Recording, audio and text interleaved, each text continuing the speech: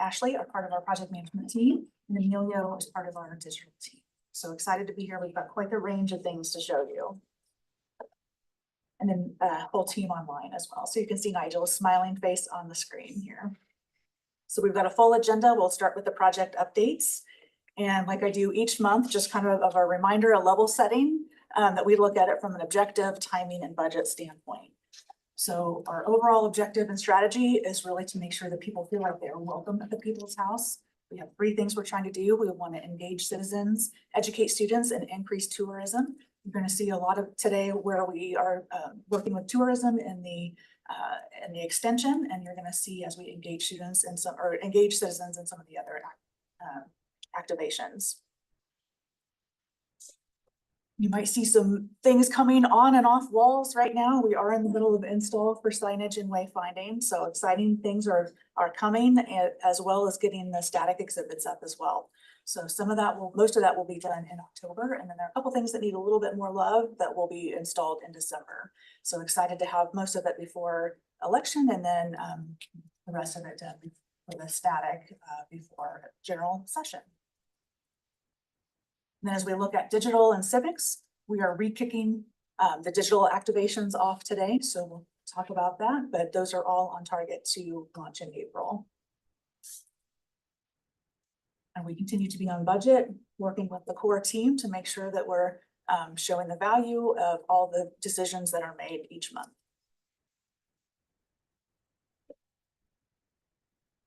So with that, we can move into imagery if that works for everybody. I just kind of zoom through these, co-chair, so stop me when. No, I think that sounds great. Okay, perfect. So before I kick it off to Nigel, Patrick is here. We've had a lot of fun going through imagery. It was a great decision to look at wildlife for the auditorium.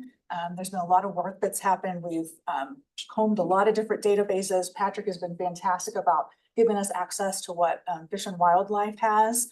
I don't know that I've ever said this in a meeting, so I want to have this quoted for the record, that we have a darn cute weasel to show you. We have a lot of imagery to go through and a lot of wildlife to go through. So we're going to go through all of them with what our recommendations are first. And if for some reason there's question on that and we want to look at alternatives, we do have that. But like I said, we've got a lot on the agenda, so we're going to try to get through what we feel and the core team feels like are the best imagery. We definitely have spent some time going through to find the best of the best. And again, darn good looking weasel. Nigel? Oh, you're on mute. You're on mute, bud. I'm sure it was brilliant. Okay. There you are. Good morning, everyone. It's nice to see everybody. Well, you're really tiny on my screen, but I'm imagining what everybody looks like. So it's great to share our progress with you today. Like Rachel said, we've made some heart-wrenching selections. It's been difficult because there've been some fabulous images. So getting to these final 33 images, would you believe it? There are 9 featured images, if you include the bison, and then 24 additional secondary, what we're calling secondary species, but don't tell them that, which will be on the sort of entry ramps into the space. And it helps for us to start here by just looking at the space and seeing where those images live along the walls, along the primary walls around there. I don't know if everybody's peeked their head into the room yet and seen the seal on the main backdrop, but that's looking awesome. And to join with that seal, we'll have 8 large, like 3 by 4 foot, beautifully framed photos, and then one centrally located on the back wall, a wide sort of landscape image, and then on the ramps as you move down into the space, there'll be additional images. Let's go through some of these elevations so you can kind of see how they fit within the space. So these are the ramps, and this is the west ramp going down. You'll see you have this collage of images, a couple of groupings of images as you go down there. There'll be a separate little artifact label next to them so you can see what those animals are. And then as you move into the main body of the room, let's look at the next couple of slides here. Oh, there's the primary image on the back, and we've dedicated to the bison. And then if you move down into the body of you'll start to see all these smaller no, smaller, these additional frames that will feature and the feature the feature species, as well as those half wall panels that will talk a bit about the wildlife impact throughout the state. So that gives you a sense, and we'll look a little closer at what those things look like as we move into the primary images here, following this. Has anybody had a chance to walk in there to see this this seal on the wall? It looks awesome. Okay, let's start to dive into the featured species. And Rachel already sort of mentioned the great help that the Patrick Owens has been, but I don't know, Patrick, it might be great if people heard what your role is, or maybe you've already introduced yourself, or what your role is, and how this is just right in your sweet spot and helping us to get to these images. Yeah, sure. Yeah, I work at the Wyoming Game and Fish Department. I'm the creative director for Wyoming Wildlife Magazine for 5 years now. I also do visual information for the department. That includes regulations, signage, infographics, interpretive signs, that type of thing. So I was asked to help out the committee with selecting photos. I work with 30 to 40 freelance photographers for Wyoming Wildlife, so I have access to a lot of wildlife imagery from all over the state. So it made sense to join the committee, or help out the committee at least. Yeah, and our sincere thanks to you, Patrick. It's been so much help. Half the battle here is not just finding the image, but finding an image that we can actually use, because the quality of the image, the photography itself is adequate to the production needs that we have for the large scale images that we're using. And because of these relationships that you, Patrick, already had with these photographers, we were able to get right down to some great options. You were also able to keep us honest, making sure that we are appropriately selecting species and a good representations of those species. We wanted to make sure we saw those in the natural habitat, and you were able to help us to make sure that what we were looking at was authentic and a good sort of example of where these animals live their lives.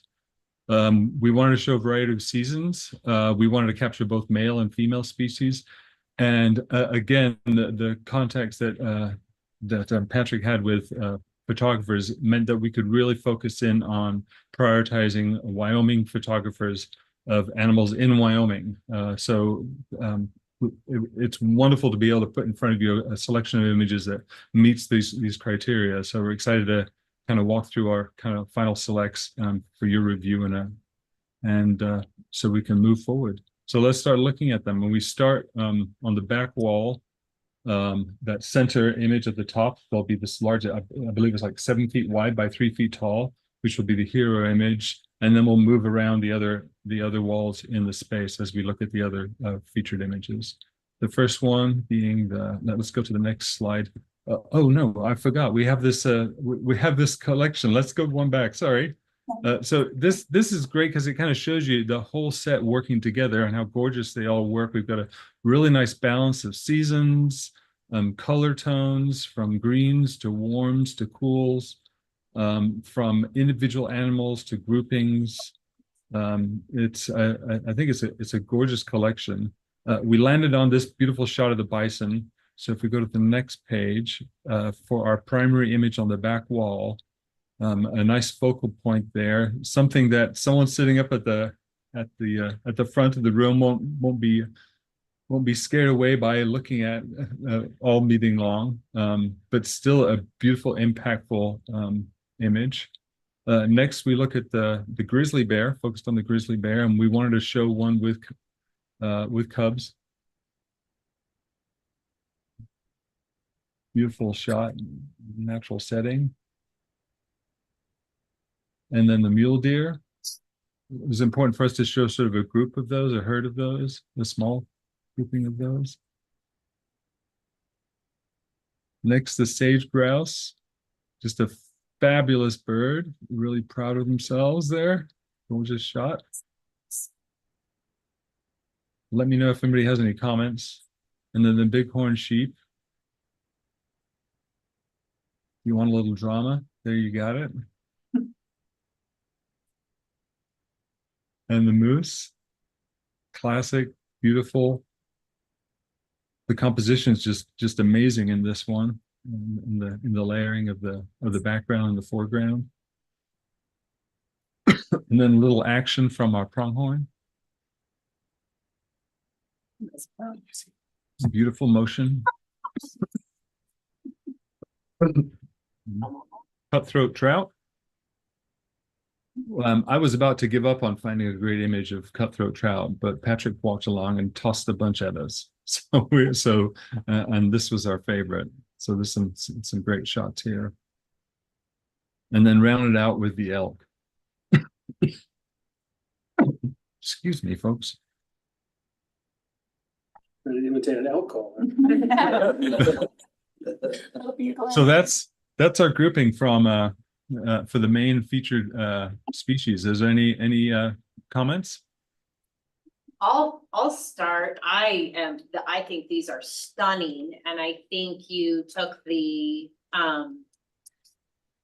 committee's directives very well. I mean, I think our first pass was like the biggest alpha male of every species in every photo, which is just really not what you see driving through Wyoming. So I love the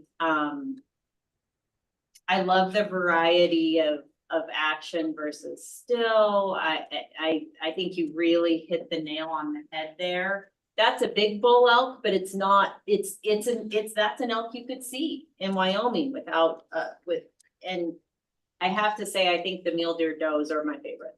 So, yeah, that's my knee-jerk reaction. And I'd like to echo a little bit of what Auditor Racine said, especially because I was the one really pushing for the trophy elk and the trophy moose. And this is what people come to Wyoming to find. But I love that this represents what you will see. I also love that I cannot tell you where one of those pictures was taken. I love that there's not the Teton in the background. I mean, we kind of know where the bison is and the grizzlies because of habitat. But I love that they could be pretty much anywhere in the state. And so we're not just, so many of those early pictures were just that northwest corner. So great job. And yeah, I like the cutthroat. Actually, I like great. Yeah. and I love the bull elk because it's the fall, it's the rut. You can tell he's kind of, and I never thought I would say this, but I love that he's not a trophy bull. I love that he is just what you would see in one. Yeah, it's an accurate. Yeah, it's very cool. And great sage grouse. That's a great picture of the sage grouse. Isn't that fabulous? I love it. The trophy stage girl. Yeah, it is. It is. If I was in a league with that guy, I'd be interested. All right, lovely. Open right now, just for the record. And just a PSA, you have to have a free extra. Tell me what you have to have this year. You have to. Free permit, free license or free permit for hunting sage grouse. You just have to go to the Game and Fish office or get it mailed to you. That's my PSA. You have to have an extra thing to hunt sage grouse this year. That's the technical.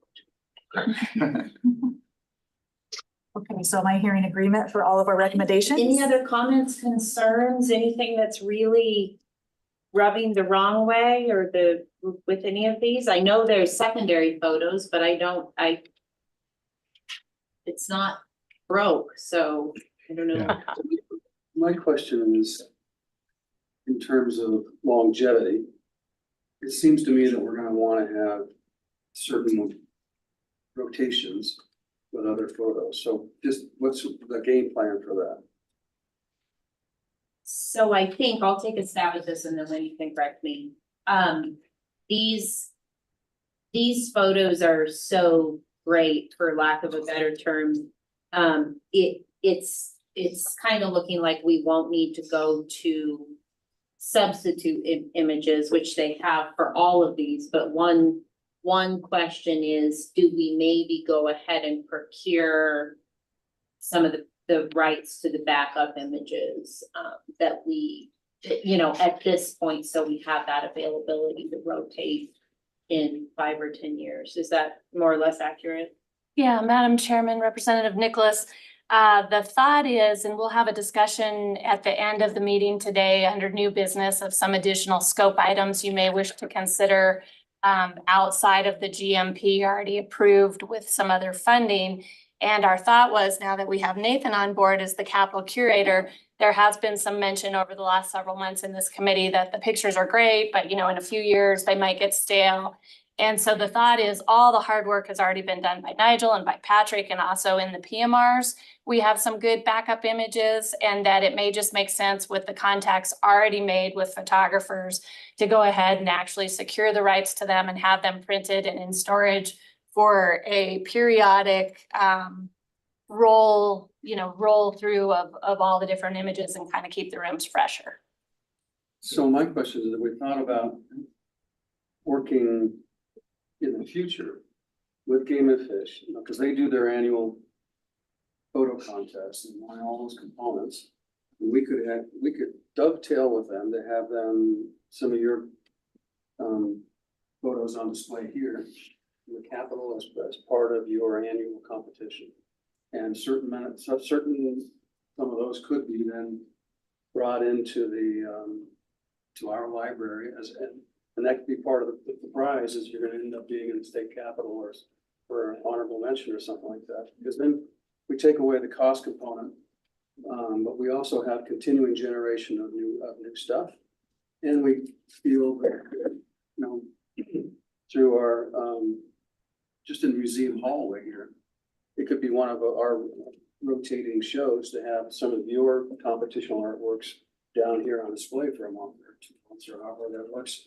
And if it's every year, every other year, or whatever it is, I mean, we ought to capitalize on what you do and expand upon it. So this makes sense to me. I think that's a wonderful idea, and those, you know, my question is, I'm assuming, you know, you're most likely referring to the overall grand prize winner. I mean, I think that can come from a lot of different places, photographers who maybe don't want to give up the rights or maybe do, I don't, you know. Yeah, I think it's something that I'll explore because it'd be good for everybody. If we can do it. We could actually broaden that to other students, lots of different ways to turn this into something special. Yeah, Madam Chairman, Representative Nicholas, I think we'd be open to that. We do compensate the grand prize first, second, third for our contest, but we're open to discuss that. Maybe there's some way we could have additional prizes as well.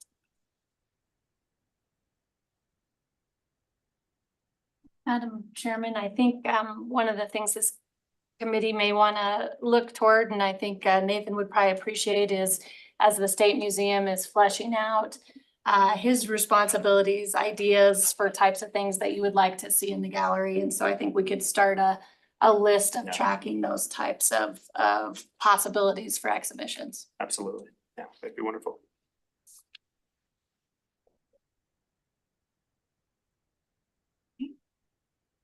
All right. Shall we move forward? Yeah, who's ready for some secondary species? I'm waiting for that weasel. I know, I feel like I'm still building these ones too much.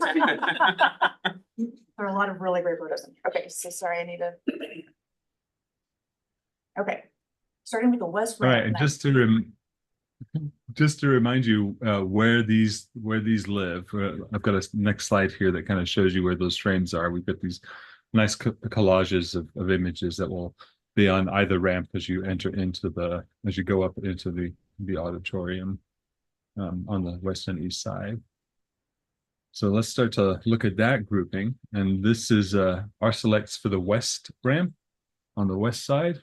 We have the mountain lion, wolves, mountain goat, bobcat, swift fox, beaver, black-footed ferret, pikas, river otter, Pacific marten, short-tailed weasel, greater short-horned lizard, and tiger salamander.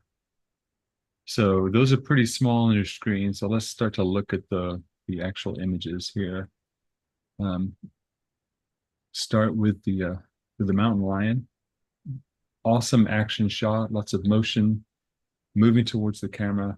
It's a really cool composition. And then next, wolves. Got them in full howl. Beautiful textures and colors here. Just a really beautiful palette. Next, we've got mountain goats. Beautiful family shot here. Excellent depth. Some beautiful detail in the photography here. Really appreciate this opportunity to use this image. And let's say a little prayer for that dog. I just feel like anyone who has ever owned a cat is gonna really appreciate it. Yeah, it's just fabulous, isn't it? And that's I'm about to eat grin, I think. And this is just fabulous of the Swift fox. As long as Patrick doesn't tell you what that little furry thing is in the front, everybody will just feel happy about this image. It's dinner. Part of an animal. What animal it was. Oh, I can't. Okay, well now you know. Because the Swift Fox, because that was an education moment for the core team. Madam Chairman. So it's just, I think the Swift fox is a little bit more unique to Wyoming than the red fox. I mean, I do love red fox, but I think the Swift fox represents Wyoming a little bit better. How old is this? Looks like it's a yearling. I believe so. Isn't that lighting fabulous? Yeah. Right. It's really, this is a career. These are really good. So horned block fights coming up next. And this just says classic. Patrick, you mentioned this was a particular behavior that we were seeing here. Yeah, so beavers slap the water when they're trying to scare something away, a predator, a photographer. That's happened to me. So it's about to slap the water and then submerge itself.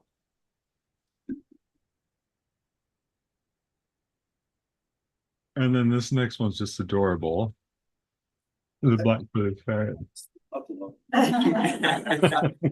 You guys have used this one in quite a few We things, might, haven't you? yeah, we might What's all- You guys have used this in some things, haven't you? I have not personally.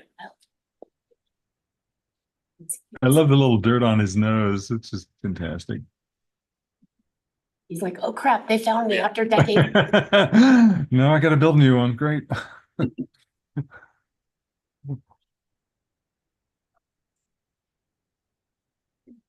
Okay, is this Pika? How do you say this again, Patrick? Pika. Pika. Okay, that's right. You told me that, and it's just like the graphic measurement, and almost as small. Adorable. It's gonna have a really beautiful.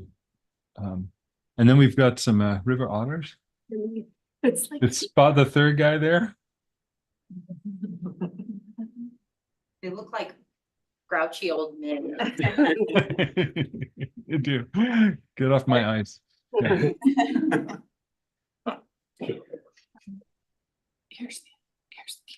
that's cute. And then Patrick pointed out this natural behavior here. There was some other great shots of these guys, but the eating here with that berry just floating in the front there, it's a great natural habitat shot.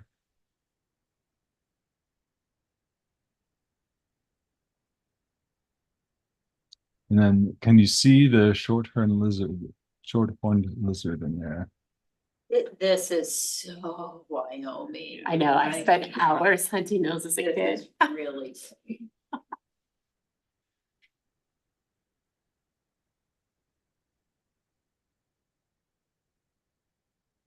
And then this guy is fabulous, the tiger salamander. Is that the state reptile? Amphibian. Amphibian? Sorry, I did not. Oh my God.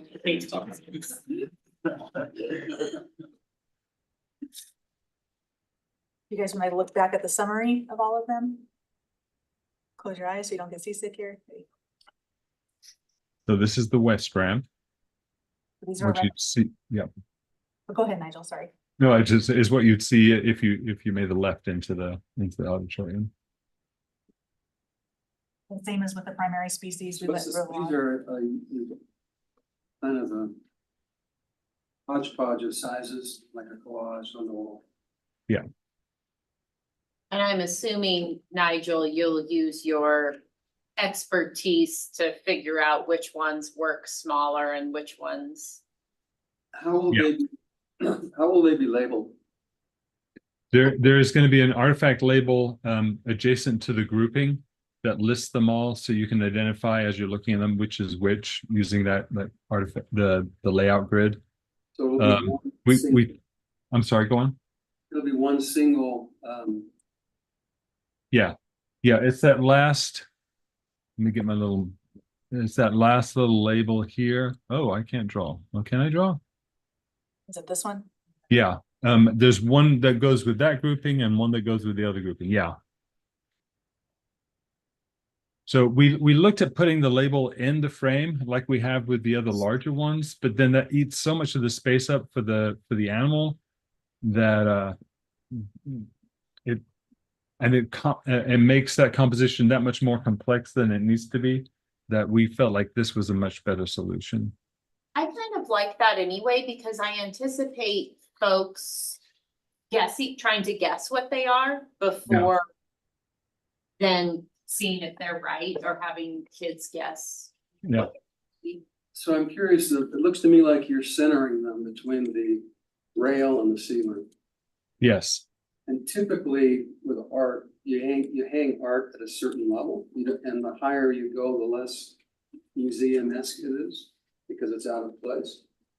So I it seems to me that's something we ought to consider. Because then everyone's looking up at them as well. So you go to a typical gallery and it's all around 42 inches center. About where the art is placed on the wall. So it's just an issue I think that we need to address. Rather than centering them between the rail and the ceiling. It's not always the best way artistically and professionally in artwork, but there's just different places on exactly where to hang and what height. I'm just wondering what everyone else's opinion is on that. I see your point, because I also am wondering, they get higher as you go down the ramp. So you would want them all at the same height, I think. Madam Chairman, that might be a rendering issue because I think Kevin at the State Museum had recommended that they have that standard museum height, and it was the center of the frames across. Nigel, can you explain a little bit more? Because that may be a rendering issue. Yeah, it looks like the render makes it look like they're a little higher than they are intended to be. But there's yes, we want to make sure that like the center is at a good eye line height, like you were suggesting, Representative Nicholas. But also we're wrestling with the adjustment and the floor level as well from one to the other, but we didn't want them to like kind of slowly get higher and higher because they also have to work with the symmetry of the ceiling and the rail. And then they also need to tie into the images that you will see right out to the left of here, to the right of here and left of here as you go into the main auditorium. And then when you're standing in the auditorium and looking back, you want a connectivity visually between where these live and where the other frames within the space live. So the whole thing kind of marries together. So trying to find that sweet spot so that they're easy to look at as you're going into the space, but also are consistent with the rest of the display within the space. It's a difficult line to to straddle. But I feel like where we're at meets those demands effectively. And we can continue to work with Kevin and Nathan before we get into install. Yeah. How are we hanging these? Just traditional picture hang? Yeah, traditional picture hanger, and like we talked about earlier, switching out the art, all of these as a fabrication style will have that capability. So typically we would build a template that we can hang up on the wall and see how things are looking within the space, and we can make adjustments at that point before we actually put them on the wall. Yeah, Madam Co-Chair, this may be something that we just. We could definitely tweak this a little bit, but we could also save this to install and make sure that we're hanging in exactly the right spot, because even in the elevation, it may play tricks on the eyes. Sometimes you just need to get in space, you need to hold it up or put pieces of tape on the wall and just make sure that everybody's cool with where they go, and then we can move forward with that. Absolutely. I like this, just speaking to the overall concept, and I spend a large quantity of time in that room. In these really long meetings, that's often where people end up milling around, you know, to take a break from sitting. And so I think that actually complements the usage of the room, as a lot of folks just stand or mill around that back wall through long meetings. So I like that. Really depends on who's talking.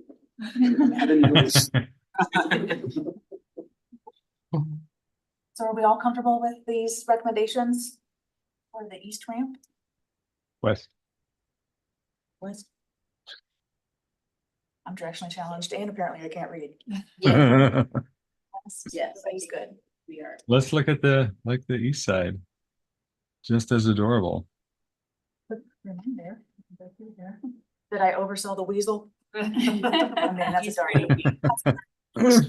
Tiger, salamander. Yeah, they're all really good. The salamander is fabulous. I love that little whatever that is on his head. All right. What's fun, because we get to compare them to your face on the screen. All right. Next on the east side, which here is just I cheated. That's just a mirror image. It's not the actual east side. So here are lots of birds on this side, and fish.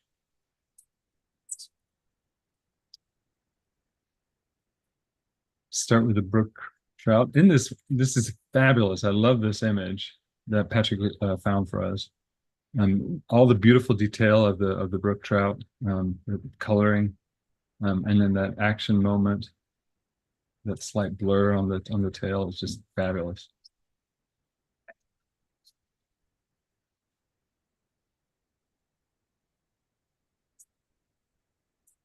And taking flight here. Does the same thing with his tongue as I do when I'm sketching. It's just.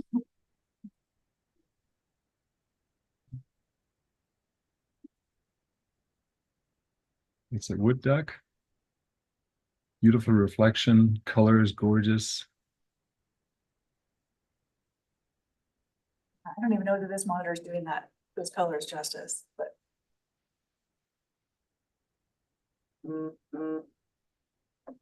What is it eating, Patrick? Salamander. A tiger salamander? It's the same guys from before. We got a call about this because we used this in one of our calendars, and somebody's like, what was it eating? Is it getting a gator? Somebody thought that it was actually eating a gator. It's like, yeah, well, I hope not. Okay. Yeah. Beautiful. I like that cockeyed. That great little attitude in that face. That's just curiosity. It's beautiful. And then you can see all the way it's just a great shot.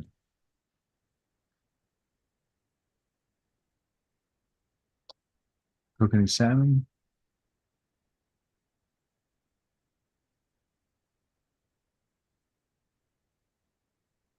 With that eye just peeking out. I love that. Meadowlark, full song.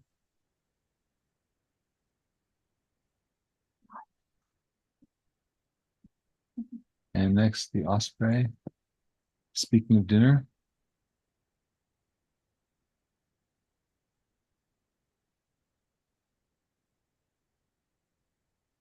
Imagine. Yeah, Patrick, we keep racing through these. If there's anything you wanted to comment on any of these, please feel free. Patrick, just generally, how did these all end up in your library? Representative Nicholas, Madam Chairman, so like I said, I've been working at the Game and Fish as the creative director for the magazine for 5 years, and over the 5 years, I've developed relationships with just not just Wyoming photographers, but photographers that come to Wyoming. So, you know, luckily I found people all over the state. I believe, who was the photographer of this? Was it Troy Powell? Do you have I that? don't recall right off. But yeah, so I've just been trying to find, you know, a photographer in Powell or Cody or Douglas, and actually a lot of the photographers that I find submit photos to our photo contests. So we have 2 of those every year, and if they stick out above the rest, I usually reach out and try to build a connection with them and see what they have in their library. So And I long learned answer. from sitting on calls with Patrick, he has a guy for everything. So he's got a bighorn sheep guy. He's got a, so we look at different shots. He's got a lot and of gals connection. as well. Yeah, and gals, yes, sir. So then what's the process for the use of the ones that we've selected? In terms of rights and costs and just what's the deal? So some of them we've been working through with Patrick, if they're a stock image or if we found them somewhere else and we're reaching out. Just like with the images in the public meeting room, some of them were very proud to hand over the rights so that they could have them here. Otherwise, there's been incremental cost for those, but nothing that's been substantial that we've needed to. I know you had offered, and I think several others offered to get on a phone calls, but so then those will be the rights of yours. We transfer those rights. So 2 sort of questions / maybe concerns. Initially, I was like, oh, I get it. This side is fins and feathers. Because we have all birds and all fish, but then we ran out and we put a toad in here. So I'm wondering. There's not a lot about, like, if it was all fins and feathers, I would say, okay, I get it. But then the other, I don't know if we need to balance that a little bit more. The other thing that I love all the individual photos. The other thing is there's really no seasonal variety with this group. On this side. And we really knock it out of the park on the other side. So I'm not gonna. It's not a massive concern, but that just sort of jumps out at me that we're looking. I mean, some of these probably are fall, but they all appear to be temperate weather and for, birds and fish. But then a toad. So I don't know if we want to balance between if there's not supposed to be a theme on one side and a theme on the other, then maybe move them around a little bit more so we have a few of the wintry shots mixed in. Or Madam Chairman, don't have any fish over there, I guess. Go ahead, Senator Landon. I apologize, Madam Chairman. I just wanted to put in with you. By the way, good morning, everyone. Sorry I can't be there. This is fantastic. Nigel and Patrick, really appreciate you guys. I agree with you, Madam Co-Chairman. My dad worked for the Game and Fish for 40 years, and he used to say that the toughest animal in Wyoming was the raven. And some of the most iconic shots of ravens that you get are way up by timberline in the middle of the winter. And how they survive up there, you just never know. But, a winter shot thrown in somewhere might be a great idea of something.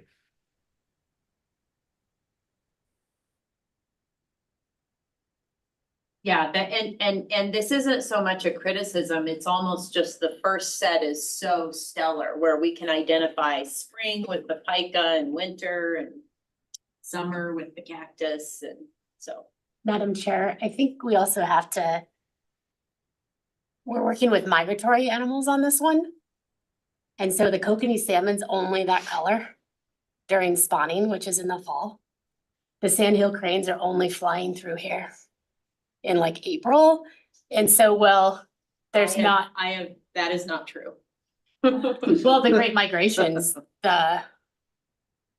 I have chased around a group during antelope hunting, didn't shoot one, but they're here, so. But some of these are just kind of by nature of the animal that they are. Yeah. Like we couldn't get the osprey with the fish unless he's by a water source in the winter, you know, like I think it's just different because of the nature of the migratory animals in this is my thing why it didn't really bother me, especially like the kokanee's only red. Madam Chair, Nigel, you might pull up, I think was your secondary sandhill crane image, was that in a field with snow on it? Yeah, there was a winter version on the secondary. If you I've seen some. Rachel's got that and she's gonna. On Game and Fish magazines of owls. They're covered with snow. That would be good.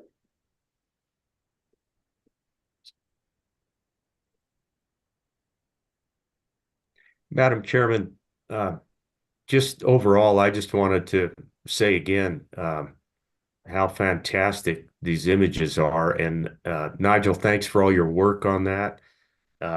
Again, I really appreciate Patrick's help and all those who gathered up these. I especially actually like the secondary montages almost better than the big guys out in the big room. It's just fantastic. So really a great start to the morning here. Yeah, as I mentioned before, I think these will be really fun for folks passing through to say, well, I think I know what that is, and you know. Madam Chairman, I guess our secondary sandhill crane was not in that snowy field, but I think we did have one that had a nice. Yeah, we did. We landed on this as an option instead. I remember that. They're so strange. They're like pterodactyls. That's what they sound like anyway.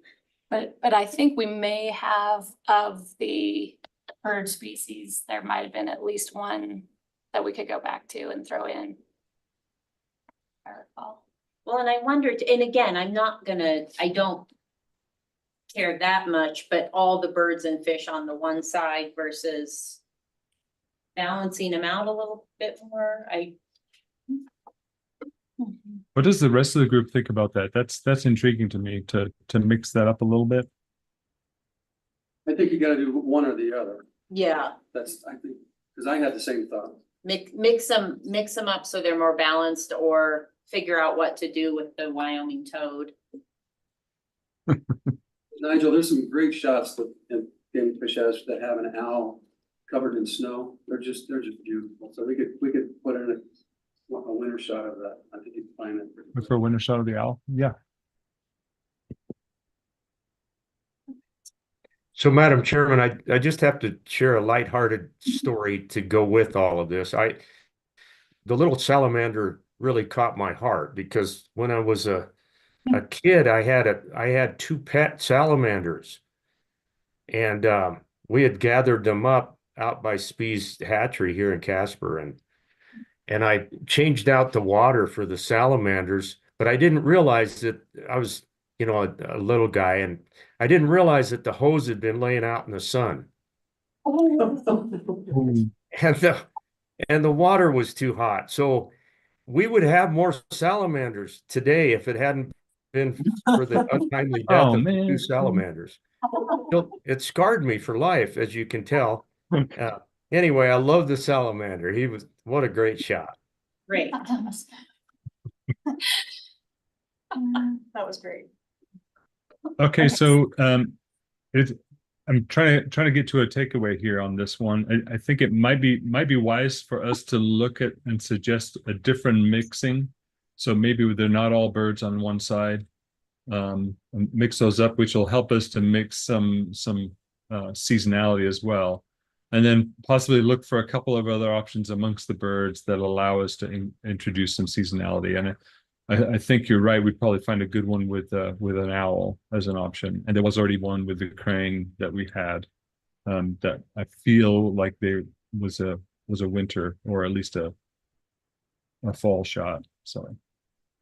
And Madam Chairman, I think I probably screwed up that whole thing.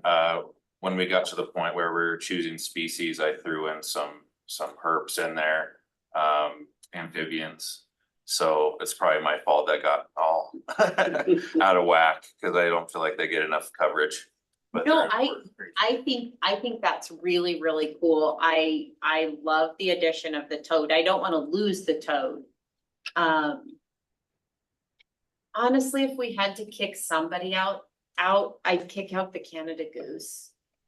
Cause if there's not one in the auditorium, we can just walk out. But from a legislative standpoint, we've discussed and debated the salamander and the toad, and so it's. all Oh, they're kind of history. fabulous. Yeah, yeah. I definitely don't want to lose the amphibians. But there's Madam Chairman, as a golfer, I would put in with you on the geese. yeah. Okay, if we need to lose someone, lose something, we will lose the goose. I was having breakfast Right. yesterday, at the Penny's Diner, and there were 14 geese in the front yard. Oh, I were having breakfast. so they should see them. Tourists will still see them. Okay, perfect. And we'll look for some seasonal shots, looking at winter and mixing things up. That's great. Guys, we made it. That was a lot of slides and we did it. So good job. Okay, so now I want to talk about the frame that will go around it. Ashley? Yes. So as you guys will see on the left-hand side, this is the currently approved frame that we're using in the PMRs. In addition to the bison and the 8 main species. Pass that around with the matting as well. And then on the right-hand side of the screen, this is the general direction that we are moving towards for the gallery walls, these frames. We're going to present a couple different options in addition to the 2 that you're seeing on the screen to the core team, but very generally, they play well with the currently approved frame. They're a little bit thinner, just those photos are going to be in a smaller representation, so we don't want the frame to be overwhelming. And then in addition, we've already talked about the artifact label, and then the matting in particular, we'll see how that plays with the frame that we should go with. Yeah, I'd like to see something a little smaller, particularly for the back walls. Yeah, I think that's the general consensus. This is just the options that we had. So we've already got a couple more samples on order to review. And Madam Chairman, Representative Nicholas, I think the thinnest frame that you see there in the right, the color of gold is the issue, but it is a much smaller scale of a frame. And so if you like the thickness of that, DI is going to pursue whether there's a more toned down gold, and that would be on the smaller images. And then in that back gallery wall, there are some that are still fairly large. So that's where the medium sized frame would go. It's not just a 2 frame choice. It's that the frame on the left is for the 9 really large images. Then you'd have a medium sized frame for the second largest images, and then the very thin frame for the smallest images. I like the looks of that small one other than the brightness, so I think that sounds good. It is very gold. Yes, it Yeah, is. it is. But I like how the beaded work on the small thinnest one connects with the beaded work on the larger frames that'll be in the. How small are the smallest photos gonna be in those montages? There's a frame size. Let me go back to that real quick. That's 11 by 16. Oh, okay, good. And then the largest on that wall is 24 by 29. So these are not gonna be. No. Okay. They're still pretty substantial. I think that'll help with the visibility too. That's the frame size. Yes.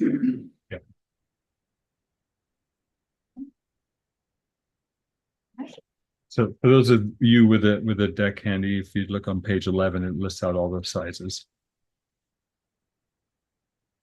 And then, Madam Chairman, if DI can find that same frame or a similar frame of the smallest one, I believe DI would like to proceed to get production with them. So if they can match the gold of the frame you've already approved, I think you would like an approval today, You're correct? saying two different things, because you said we were gonna order some slightly smaller ones, suggesting that we're not gonna make this decision today. Slightly smaller one, I have it Yeah. back there, we can dig it out, but Yeah. the larger one that you're seeing here on the table that you were holding, that's a 2.5-inch frame. They make that same profile in 1 inch wide.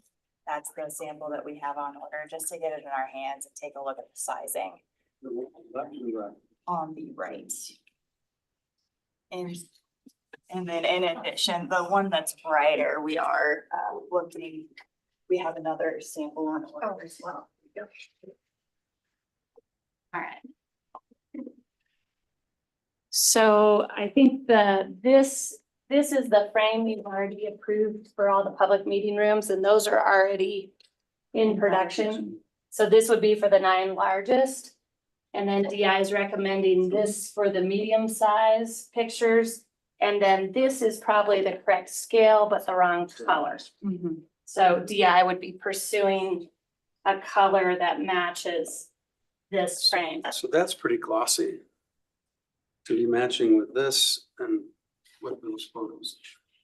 Yeah, and You see that? those won't be next to each other. They're meant to complement. Yeah, very complimentary.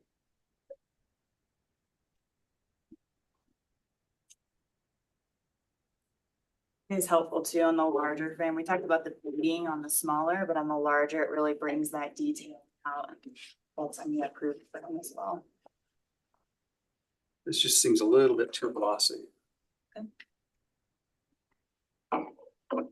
See, this has a little, We 100% agree with you. It's too gold. so, but I mean, but this also has, it's fused a little bit, not so glossy. So if you can do that, well, it's not quite so glossy, so it doesn't shine when you look at it. The light reflected on it, because that'll distract the picture, I think. I like everything about this other than the color.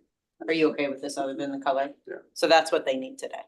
Yes. Yes. We hate the color, we love the frame. Perfect.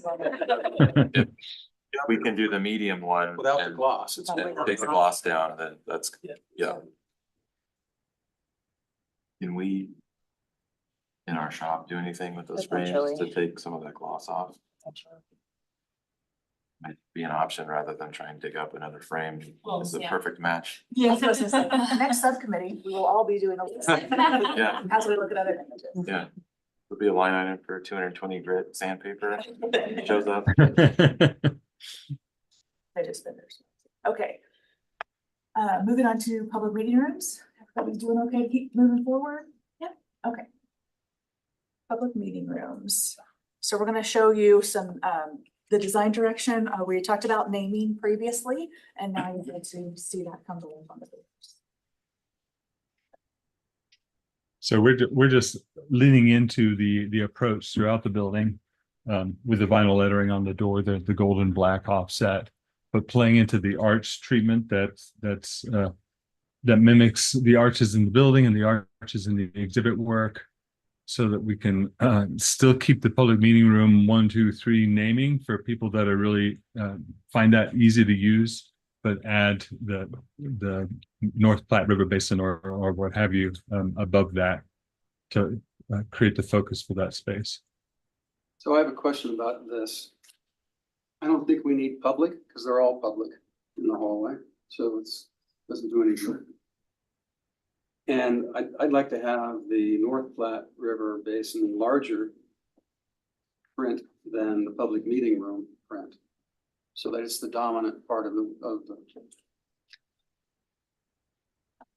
Madam Chairman, Representative Nicholas, this is actually based on a package you already approved with Wayfinding where they are called public meeting rooms. So all signage already in production does have that. But we don't have to hang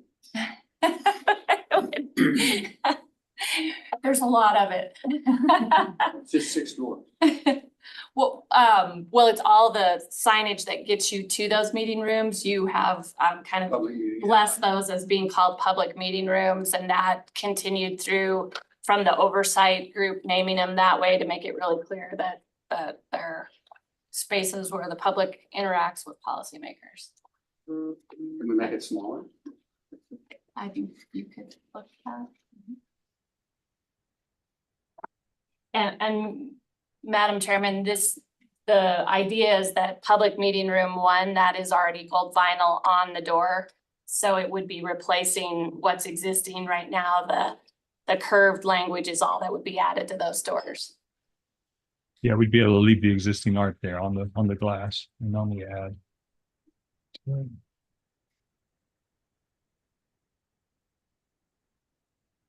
So the reason you've got Green River, Powder River, North Platte curved is more not artistic license. And it also throws them in a little bit of a.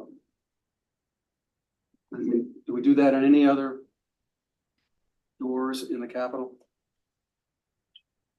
With the arch, because it doesn't, the top doesn't arch. I'm just curious why it's arching.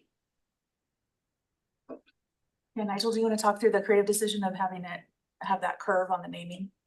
Yeah, it is to play with the sort of the dominant art element throughout the exhibit work, but also in the building itself, where there are arches throughout the Capitol building. Also to highlight that part of the naming, there was this kind of on-running conversation about whether or not people would call it the Wind River Basin room, or they'd call it the public meeting room, and a lot of people felt like public meeting room is going to be 1, 2, 3, 4, etc. It's probably going to be the shorthand most people will lean to, although some may end up calling the Wind River. So we wanted to add Wind River, but do it in such a way that it would highlight it on the door, and creating it in this arch does that, and the upper and lowercase helps to do that as well.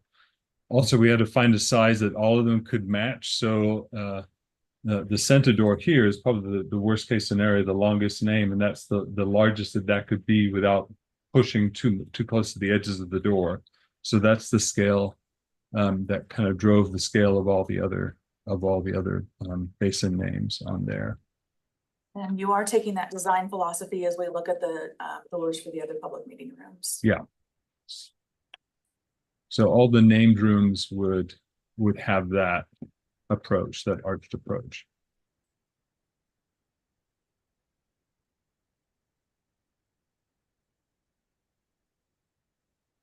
So this is just, Madam Chairman, maybe an ignorant question, but all 3 of the ladies we will honor in this fashion have 3 names. Is that is that their actual middle names, or is that their names before marriage? I'm just curious. Does anyone know that? Tom, They were ahead of their time. Yeah, just kind of interesting. Tom, I don't know if you know the answer to that. Bill, I think it's a mix. I think Esther Hobart, those may be 2 different husband names. I'm not sure. I know Nellie Taylor Ross. I know Taylor was her maiden name, and I'm not sure about Amalia Post. Yeah, thank you, Tom. Appreciate it. Welcome. Madam Chairman, I do know that these are based on the same naming used in the approved exhibit panels. So this is research that Kylie would have been digging into archival information about why all 3 names were used. Yeah, that's a good point, Mr. Co-Chair. Although if I saw Nellie Ross, I'd have to think hard about who that was, I guess. Yeah. it Yeah, is- I just think I think it's interesting that the all three, we end up using three and it looks terrific. Yeah, I felt like I hit the jackpot. I had to typeset these, so. Okay. The discussion on these. Yeah, good to move forward as it's presented here.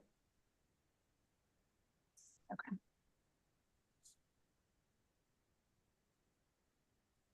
All right, and keep it. Conference room artifact labels. So we spent some time in the last few meetings selecting and confirming images for the conference rooms. Now we just want to make sure we've nailed down the artifact labels that will talk about the different symbols that each one of the different rooms would represent. So if we go to the next slide, you can, just as a reminder, where those are. There's the 5 rooms, all of them really close to where you're at right now. 54 and 53 are often open and mixed together. The rest of them are all individual rooms. So we've specified the wall and the image. So now let's look at the artifact label for each, which is the next. Oh, sorry. Yeah, just as a reminder of how that would work. We'd have the dominant image, kind of the subdued color for the background, push forward the symbol element on the image, in this case, the bison. And then adjacent to that would be an artifact label that identifies what it is, the state, mammal, bird, tree, etc. And then talk a bit about that particular symbol, and why it is the symbol, and a bit about the animal itself or the object. So let's look at that collection together. And we're recommending this green color. It works really effectively across all the different the 5 different images that we have throughout the different rooms, and also helps for continuity between those different symbols, so that if someone's exploring through there and wants to learn about the different symbols, it's really easy to move from one to the other and follow that storyline from room to room. And you guys will be getting this content, so you don't need to worry about the copy that's on here. You'll be getting that through the files. And then just so you can see what that color looks like, how well it balances with the color palettes within those images. And we had a secondary option, if you look at the next slide, of what if we just used all 5 of the different colors that are part of the design palette that we're using throughout the building. That would be the option if we wanted to go with the 5 different colors. And that would look Question, with this metal arc that we have here, looks very similar to the one that's gonna be on the wall in the auditorium. And do we want that symmetry? Well, most public members aren't gonna be in that room, I would say. So because I kind of thought that same thing when we went through that. Because the metal arc is in which room is it in? It's in the back east wall. But which little conference room? which room of the, like, if you pop up a cup. So I think it's pretty unlikely that the same person is gonna be wandering through and see. Just us. Just us. Just us. Madam Chairman, I like all 5 colors. I do too. I think we should scrap the bison and put a large blow up of the blotched tiger salamander.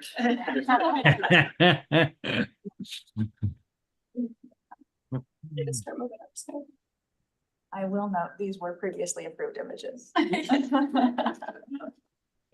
The colors that you see up on the screen are the same colors that we have here in front of us. That will match all of the other static exhibits throughout the building. I like both, so do you have a preference? The colored panels versus the all green? Well, I think they need to be consistent then, as opposed to having 5 different colors. The only color that kind of jumps out at me is really not fitting is the blue. We haven't really carried that much down this place much. Senator Landon, just how strongly do you feel about the colors? Well, you know, I really like it. I just think, and by the way, I pick up on the fact that you pick the color palette that pulls the color out of each of these images, including the blue, with the background of the mountains. I'm fine with whichever way the committee would like to go, but I think it's kind of fun that picks up all the color palettes that we will use throughout the building.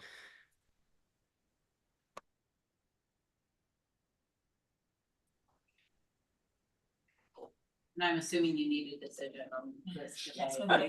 Yeah. Just about every decision we need is Yesterday. today. Yes. Yeah. Schedule. Yeah. And I don't disagree with you, Bob, but they're apart from the. Yeah, I don't know. I like the colors.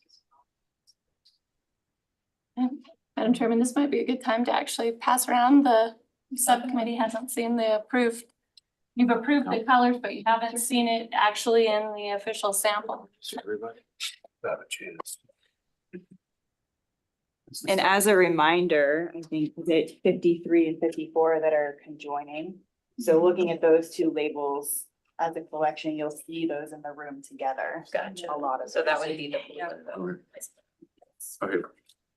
Who wants to see? Anybody? You guys want to take a look? So they're probably gonna be fine. Yeah, This- as well. I'll get Vanna White done for you guys. No touching, no touching. Especially with orange on my. Oh, yeah, that'll.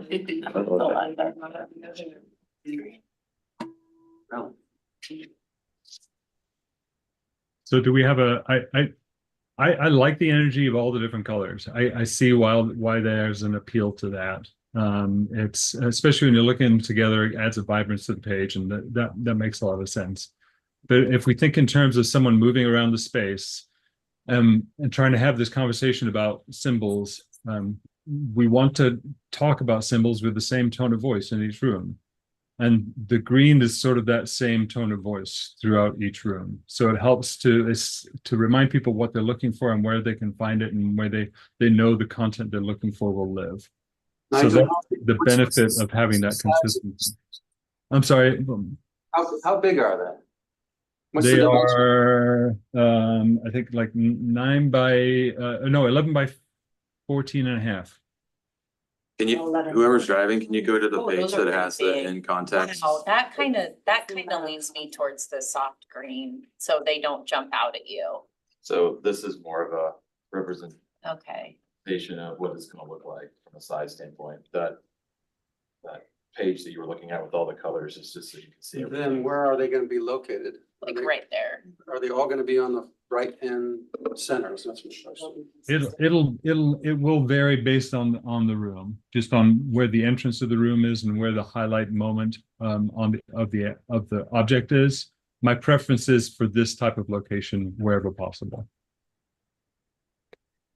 Madam Chairman, I'm very good either way. I think there's good arguments for both, and this looks terrific as well. So I need to be bland, but I think the soft green really fits in these rooms. Remember, we have boring meetings in these rooms. You can't have it be too exciting. I agree. Bring it. And maybe 2 colors, but not 5. But It's the dark, it's the really dark ones that that really pop, and I get in some places we're wanting to do that, but. Well, and you don't provide an example of the dark blue in real space, real time on the wall. So that would be helpful, like you did the Buffalo one, your prior picture. Can you do that? You can do that and do a quick turn approval. I didn't, And we can upload that. I don't know where you put it, that we wouldn't significantly impact that picture. Well, and it's just gonna look like a big, Stamp on it. Yeah. whereas the soft green is will blend in a little bit better. I would agree with you. I don't know that we need it. Do you think you need a rendering or do you think we could make that decision? This subcommittee also has to review the content already in file stage, so we can upload a rendering of both during that review. And we just know we have to. Yeah, why don't you do a rendering so we can see both options? Okay. And we'll look at that blue. Okay. Well, sorry, before we move on, I want to make sure, I would recommend either you go with all green or all different colors, not some hybrid of just two colors. Okay. So, Yeah. Well, we appreciate your recommendation, but we can do what we want. okay, I mean, if consistency is the name of the game, I feel like having multiple colors makes sense, but yes, we can show you whatever you'd like. Okay, so that'll be coming in file stage at a later date. All right, who wants to talk copy center? Okay, just a couple of doors down around the corner, the copy center. We're adding the wall graphic, and here's some details of that and the language that will go up there. We've got FCOs above the cubby holes, public information. We looked at a bunch of different images in our previous rounds and landed on this image.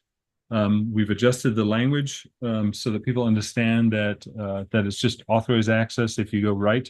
But then if they're looking for more than just the pamphlets that are filling the cubby holes, that there is assistance on the first level near the south entrance. We'll be adding some wood trim around that will cover the sort of metal bracket that's currently around there. So to finish that off and make it look a little more elegant and clean. If we go to the next slide, we can see that on the full wall, how that works. So, I've never utilized or accessed or been a customer of this cubby, so does anybody else have any input? Madam Chair, I can give some perspective here. This was previously approved by the subcommittee when you eliminated one of the brochure racks in the extension. And this is also the place that was originally envisioned to be, this is where all the bills are copied. This is where all the daily legislative calendars are copied. And when COVID hit, it wasn't really utilized, but the hope is that, you can go down there and get daily calendars. They're distributed throughout the Capitol, but the intention in the original restoration project was this is where you would go to get that type of information. And so the idea here is this is the portion of the room that you see from the corridor, which is very elevated. And this kind of protects you from seeing back behind all the big copy machines and inner workings of how you get there. So I guess this is taking place at the window? Madam Chairman, Representative Nicholas, it would have a slider that the copy staff can put all the handouts in and then close it back up. So you'll have a door. There's a door, and then when you walk in there now, all those cubbies are there, and LSO does put bills and calendars in there now. And it would also add the additional items that are displaced from the brochure rack into this space.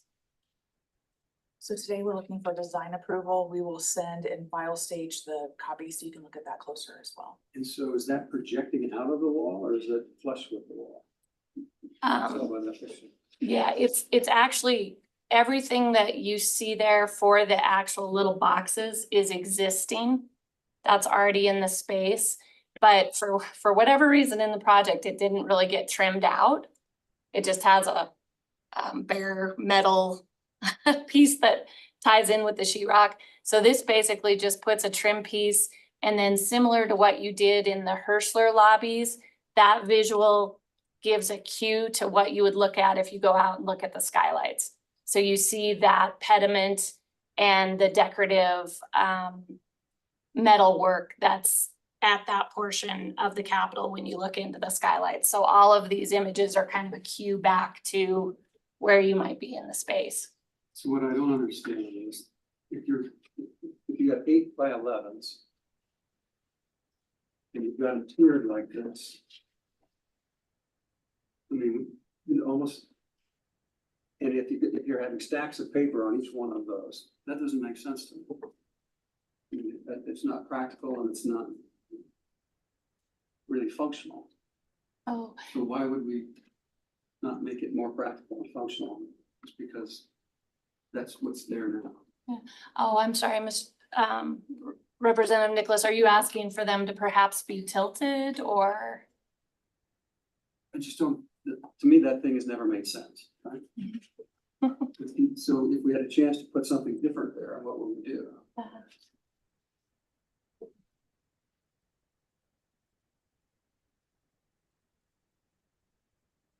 mean, you've got base here, here, how do you find them, how do you label them? And those are all movable. And we have labels for them that were never installed to say what's on each shelf, and there's more shelves. So all of those 1, 2, 3, 4, 5. The only time that will really ever be used much is during session, other than just regular simple brochures for tourists. Yeah. And it's almost, I mean, at least the legislature's never used it, it's practical now. So it's just staff, somebody running and grabbing it and doing something and getting it. I'm just wondering if that's the best space and the best shape, why we're here. Doesn't look like it to me. I'm struggling because I don't, like I said, I don't use this space. I feel like if you're a user of this sort of information, meaning the public or lobbyists, this is maybe a great place for it.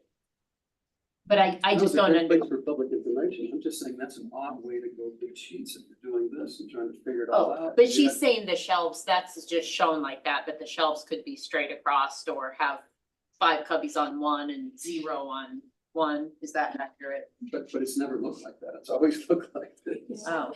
And it may be a matter of if you would like to see it utilized, some of the vision when COVID hit, we kind of just never activated, frankly. And so the idea is you now look into the space and how do you kind of dress it up from the outside and make it clear that the public can go.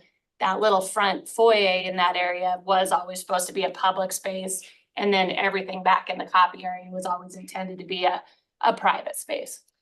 And Madam Chairman and Representative Nicholas, the first legislative session, we were in the Capitol. We did have a volunteer docent in the extension directing the public and lobbyists to this space to familiarize themselves with like, hey, go get the daily calendar, pick up the tour booklet. And I think that with that knowledge, then Wendy said that COVID hit, people kind of got used to that they could go there, but it really isn't, it's more like for the public. It's the only spot where they can pick up handouts in the extension before a public meeting or a standing committee meeting during the legislative session. And I just think that we could probably do a better job of that. That's all I'm saying. So it sounds like you're okay with the design, if I'm hearing you correctly. Not the window. I don't like the window. And I guess, Madam Chairman, Representative Nicholas, the question would be if it's a different tool, such as perhaps going back to a brochure rack. This was a more cost-effective solution than the brochure rack because it was already here. But if you'd like to pursue something else, that probably would be, and I'm gonna look to Brandon, maybe a different scope of work as part of the other appropriation that this subcommittee is responsible for, which has to do with the gallery build out, the custodial break room build out, and the broadcast studio build out. There's some other little miscellaneous quasi-construction pieces in there. So it might be a better fit in that scope of work. A rack itself. Or a different infilling solution. this or infilling this and going back to a brochure rack in this space. Infilling would definitely fit within one of those other lines. The rack itself, I would say, would fit better within what we're doing here. Yeah. Well, I guess my first question is, does anyone agree with me? But to me, it's always been kind of odd looking. It doesn't really fit in the way that we've designed that hall. It'd be nice if it was more artistically placed and done. And this is Suggest maybe- inside, I need to go look at the space, I'm Could sorry. maybe- and see real And quick. it may actually be worth a walk, and that was kind of the reason the subcommittee approved this idea, is for the very reason that it looks odd, you can see into the copy center I itself. kind of like being able to see it. You can see people work. And then the idea that, you know, those brochure racks were, the subcommittee did take some of those out of the scope because of their expense.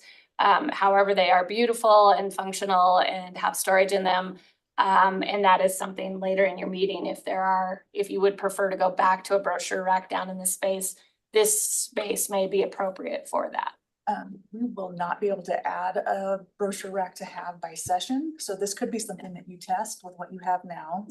And do the labels and see how people use them and then make a decision from there. If it's not utilized, let's look at a brochure rack. If it is utilized, then So this would be realistic. I'm not sure I like the arrow Yeah, I could do without the arrow, Yeah. for sure. Oh, for that authorized access. Okay. above public information. Oh, okay, I think that's kind of self-evident. okay. Yeah, the only reason that was added was because when people are working in there, we don't want them to necessarily become the staff for information. They won't necessarily be the right people to talk to for information. So we wanted to make it clear that the public information is what's contained within that rack area. I can see it not being needed, but that's the logic. But it's not needed, and I don't think that accomplishes your goal anyway. Yeah. So do we want to move forward with the trim or just the, Let's just go have a peek at it first. okay, so maybe a break and then we'll come back to this. And this will be in file stage. Also, okay. Okay. Maybe, I was thinking let's get through this 8:45, all the agenda stuff, and then take a short break. That makes sense. Oops.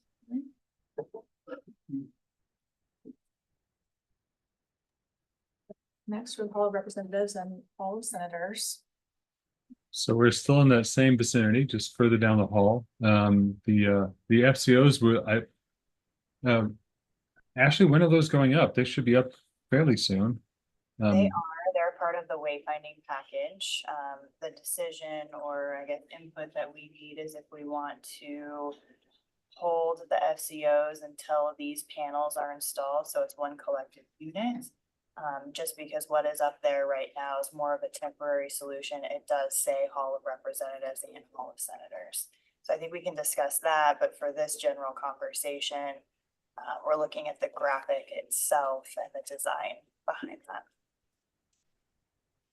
So this slide shows you it in context, and then the next slide shows you the panel in detail,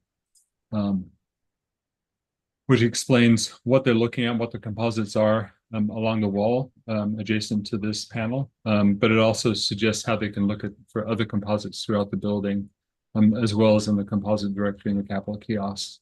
And then it outlines precisely where those different composites live throughout the space. And explaining the construction history, why those panels live in those areas, because they relate to when people serve and where they serve. So this would be for the House side. And then jump over for the Senator side, the Hall of Senators, that is right justified in this instance because of being on the west side of the hallway. And then if we go down one slide, you can see that panel in detail.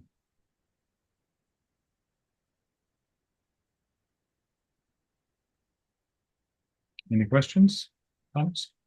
So again, as a reminder, the content will be reviewed in file stage, so you guys can see that. And then as far as the fabrication method, this follows exactly what you're seeing and looked at earlier, as far as the static exhibit samples in front of you.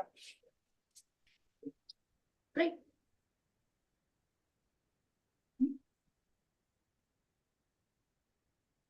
And then down the middle of the hallway, we have these beautiful bases that we built. We've got the artifact labels, so we want to show you what those would look like in the context of the material.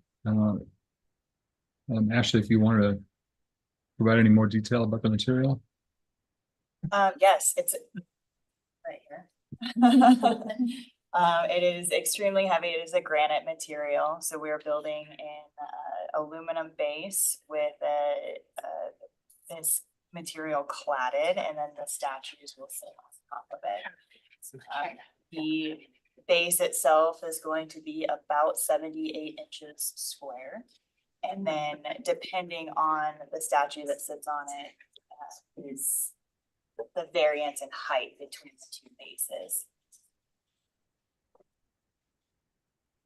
I think the next page shows the both labels and kind of a rendering of what that We base looks like. sample to the tile and it matches perfectly, so it'll be a uniform experience from a visual perspective of going down the stairs. Ashley, we've come through a couple rounds of samples and feel this is the right choice with the tile. And Kevin helped us select that as well.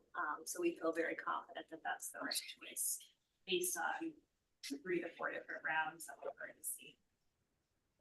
Senator Landon, you're missing a chunk of very nice, fairly matte black granite that looks appropriate and will not steal the show from the statue itself. Yeah, I wish I could be there to lift that. It looks like it's pretty heavy stuff.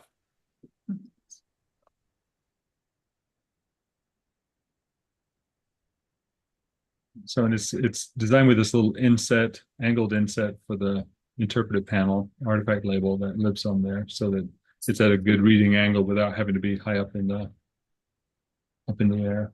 So our design team has visited a shop in Kansas City where they have this material available, and they've picked 3 different slabs that are very similar to what you see here. I mean, granite's a natural material, so you're going to have a little bit of variation between the slabs itself, but the 2 top pieces of the slab will not have any seaming in it. The only seams that you're gonna have are the miters on the corners, and then the toe kick itself. So the part where the statue sits is going to be one solid piece. It's going to look very visually similar to that sample you're holding. I'm curious if there's speckling of white throughout, kind of a inlaid white. Madam Chairman, Representative Nicholas, break, you can go out and take it and you can put it on the tile. Some of the movement of the tile that's already in there has that kind of natural light coloring and movement. So it really is a perfect blending of the colors, but it'll be helpful for you to see that yourself when you go out there. The other samples that were provided were like too dark, too much white. I mean, this one does Too much veining. too much fading. It's This just is a really very subtle. This is a subtle experience that feels very unified. So when you're coming down the stairs, you'll see that. But when we take a break, you can definitely take that piece out and compare it to what's out there. And then my other question is on the printing. Does that match what else we have that'll be out in the extension, both in color and then the font? Just looks a little different. Looks like you have 3 fonts there. Nigel, can you speak to the treatments of the different fonts, that they are complementary to the fonts that we're using in the other static panels, correct? Yeah, those are consistent with the design system we've used throughout, and the approach to them is consistent, typeface and scale. Less words.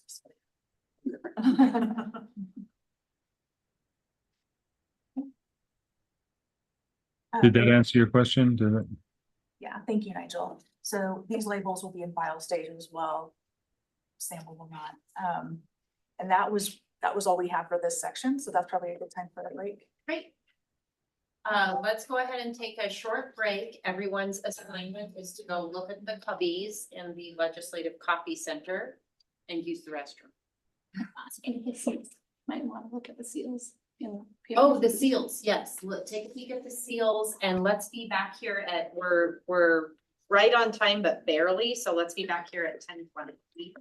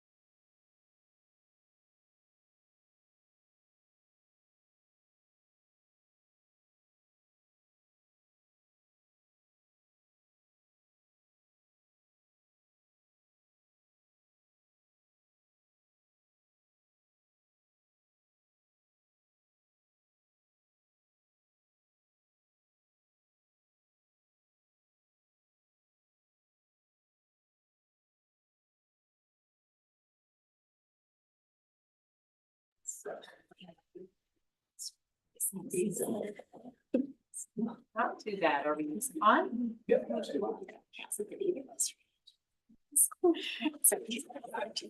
Isn't that what you call social media? No, we need to. Angry responses. So I would think, Ready And to then have some. everybody ask that we need? But I'll type some. Moving on to the digital activations. Yeah, so we've spent a lot of the time in the last several months in the subcommittee meetings going through more of the static designs and signage and wayfinding. So we wanted to re-kick off the digital activations. You may have heard us talk about it as package 3. The digital activations have been moving forward in the background as we've been working on the static. Excited to re-kick that off. Some of this that we're going to show you is really to refresh your memory because we will be sending things forward that we will need feedback and approval of. So some of this, we're looking for kind of a gut reaction, but you'll be able to have more review time and be able to think through a little bit more on file stage. And there's a few things that we are asking for thoughts and approval today. As we looked at digital activations, wanted to reassure you that all the hard work that you've done as we've looked at colors and fonts, to your point on this, are these the same fonts? We want to make sure that we are being consistent with all of the design decisions that have already been made. Again, color, font, when we look at content, we're looking at those stories, how we phrase certain things. So we're making sure that there are consistencies from what was already approved for the print and static to the digital. So today we're going to mainly, we're going to talk about the 4 sections that we have for digital activations, starting first overall with design overview. I think I said everything you were going to say. Yeah, good morning. Happy to be here, my first subcommittee meeting. It's exciting. Okay, yeah, so like Rachel was saying, you guys have done your due diligence in like reviewing graphic panels and reviewing colors, fonts, relationship between hierarchy between items and photos and all this content. So we have to take all of that into consideration. And we're starting to do that where we're trying to translate print colors into digital, what could work on a screen, looking at fonts, what things need to be, titles, lockups, all those things, and then how you treat photos. So like black and white photos were usually historical images, and then color images are usually primarily for either modern themes or current events, things like that. So all those things fall into our little blender, and then we'll take that. Then we have to expand on that. So there's no buttons, for example, on a static panel. So we have to create those, and that's based on design decisions that have been made already. There's dividers, there's tables, lists, forms. There's all these other pieces that are not currently designed that we have to take and expand upon the system that's already been created. So that's what's coming up. So this is an example of what we have now that we're starting to build on. And then, as Rachel was saying, we'll continue to build this out, and then we'll put it up for review as we work with the core team to get final decisions on those pieces. But then all this will fall into, will help drive the direction that all the other activations will have visually. So what you'll see as we go through the digital activations are a reminder of conceptually what has been approved before. As we move forward, we're working on all the design agreement that will come here. First, we're going to talk about the Portraits of History, and that is the final name that was agreed upon. I know how much you guys love naming exercises. We don't have any of those for you today, but a reminder that we're so proud when we did walk away with some official names here. So Portraits of History really was to create that experience that extends the gallery into one of the vaults. And so the interior of the vault that really transforms into a really intimate gallery where maybe you think it's a portrait, but really it's going to come to life with different stories. Tom's going to lead us through this next part because we've talked about a lot of different stories, and obviously what we learned through going to static is there are plenty of stories. We're not short of stories in the state of Wyoming, but we want to make sure we're using the right stories. So we've narrowed it down to about a handful of stories that we think would probably be the most impactful. And we need to get down to 3 because we've got those 3 portraits that are going to be within that space. That doesn't mean that this is forever and ever. This is really, as we look for launching day one, these would be the first stories that would come alive. Nate, day or week 2 is very excited to continue to keep up with what these stories could be in the future. So for day one, we are looking to select from the stories that we have here. Tom, do you want to walk through what those stories could possibly be? Give a little more color? Yes, I'd be glad to do that. Thank you.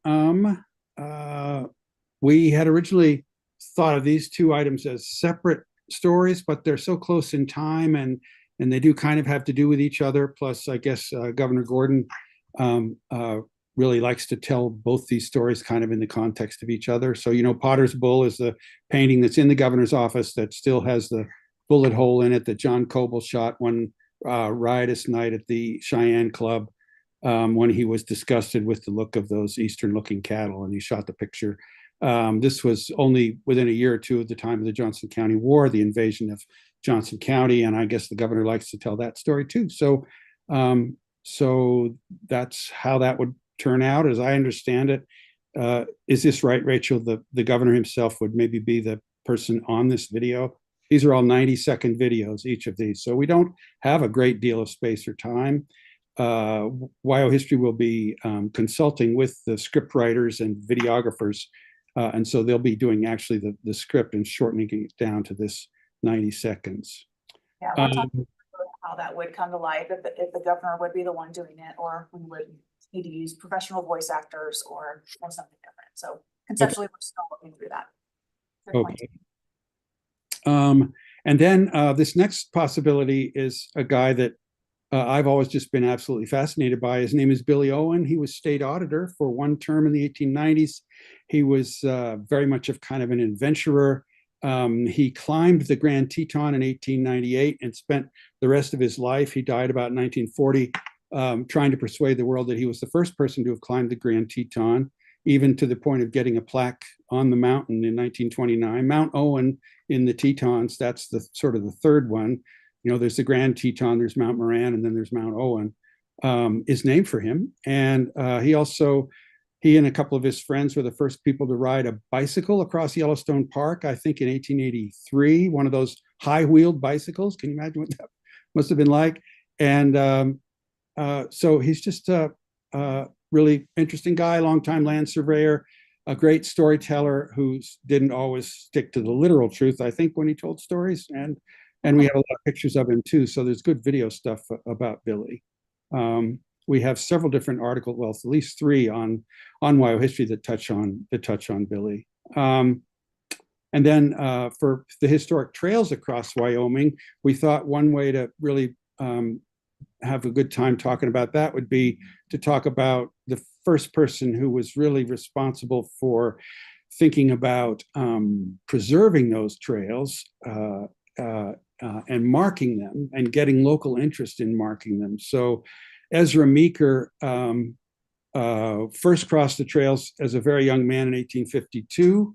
He ended up founding Puyallup, Washington, making a fortune there in the hops business, losing his money, making another fortune in the vegetable business, supplying Klondike miners. And then as an older man, into his 70s, he got really interested in preserving the trails and marking them across the nation. And so he made his first trip west to east on the Oregon Trail in 1906 with his 2 oxen, Twist and Dave, all the way from Washington State to Washington, D.C. And there's lots of pictures of Ezra Meeker. He's a very photogenic guy. In fact, the same sculptor who did our Esther Hobart Morris statue, Avard Fairbanks, also did one of Ezra Meeker. And Meeker, I think he crossed the trails like 3 or 4 more times after 1906, a second time in his wagon with his oxen, and one time by automobile, and the final time late in the 1920s in an open cockpit biplane with his false teeth in his pocket for safekeeping. So Ezra Meeker is also a wonderful, colorful guy, and it's also a good way to talk about the history of trails and what they mean to Wyoming, and also about the idea of preserving and marking history. And then the final item we have on here is using the story of the South Pass City Gold Rush in 1867, and then later to the Carissa Mine and Mill, which is up there now, as a way to talk about early hard rock mining and also to introduce that sort of boom and bust idea, which is so centered to what we are here in Wyoming. So I'd welcome any questions or comments.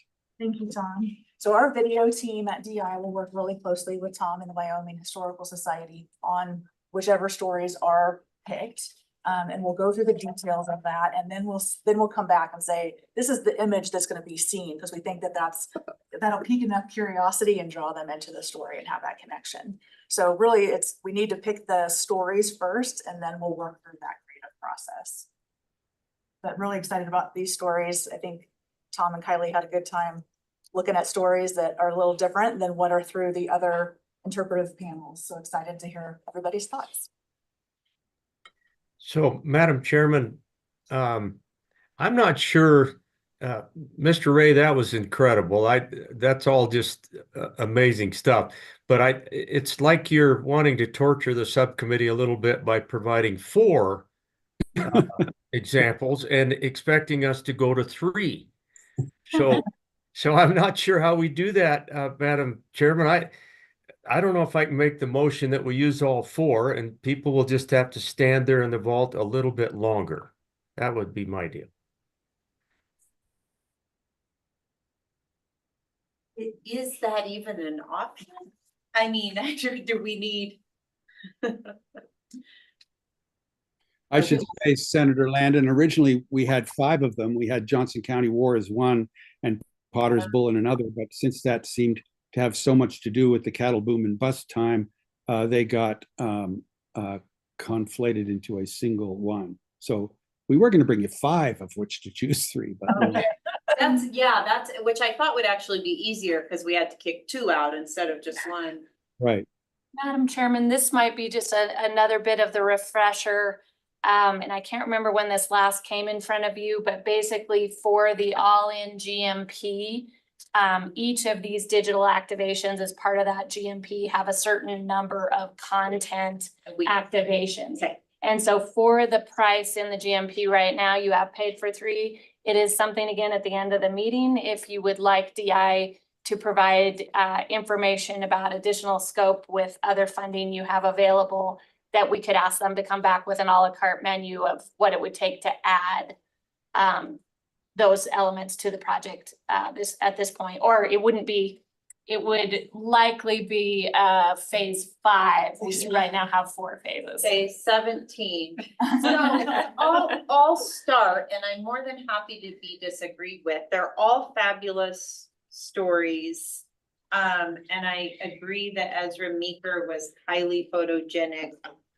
The one thing that jumps out about him maybe is he's not from Wyoming and he didn't end up in Wyoming. So maybe and again, super fascinating as they all are, but I would maybe point that out that one is maybe less unique to Wyoming than the others, which are all,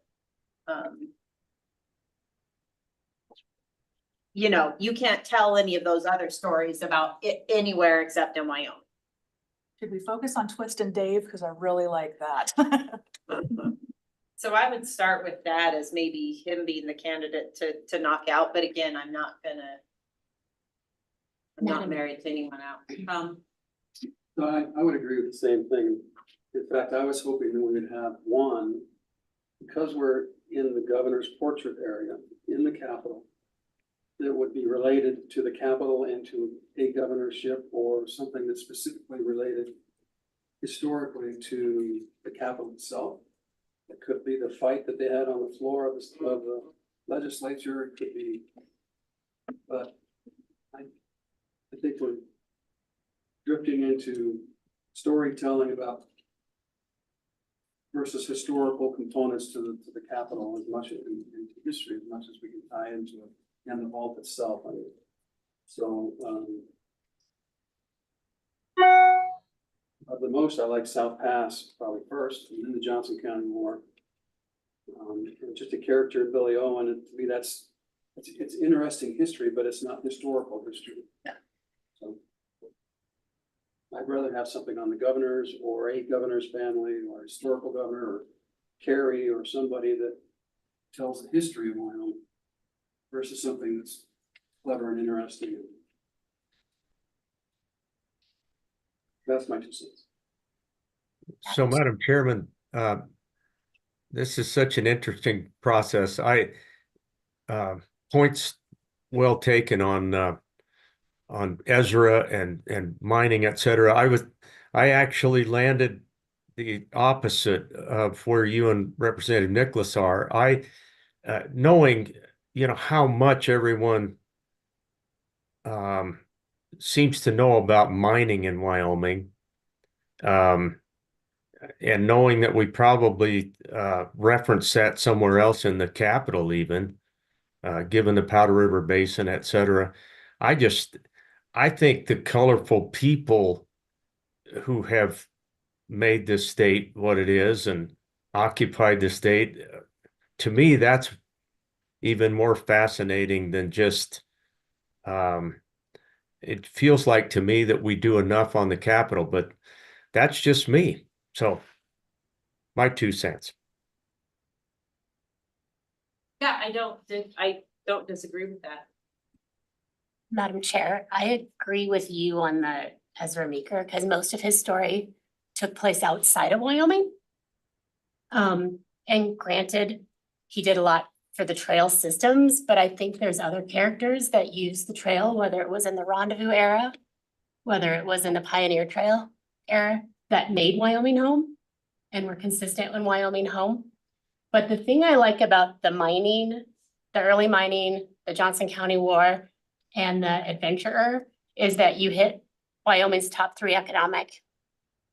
You hit mining, you hit agriculture, and you hit tourism. So and Senator, where else do we talk about mining? When you said that, I was like, oh yeah, of course we do, but now I'm trying to figure out, do we? That's a good question, Madam Chairman, and I really like the comments that were just made, and that really makes a lot of sense. To highlight those 3 that were just mentioned, I think that's terrific. And maybe I get it. I mean, early mining is what brought people out west, and so I'm good with whichever way we want to go. I think all 4 of these, as I mentioned, are just terrific, and we can't go wrong. So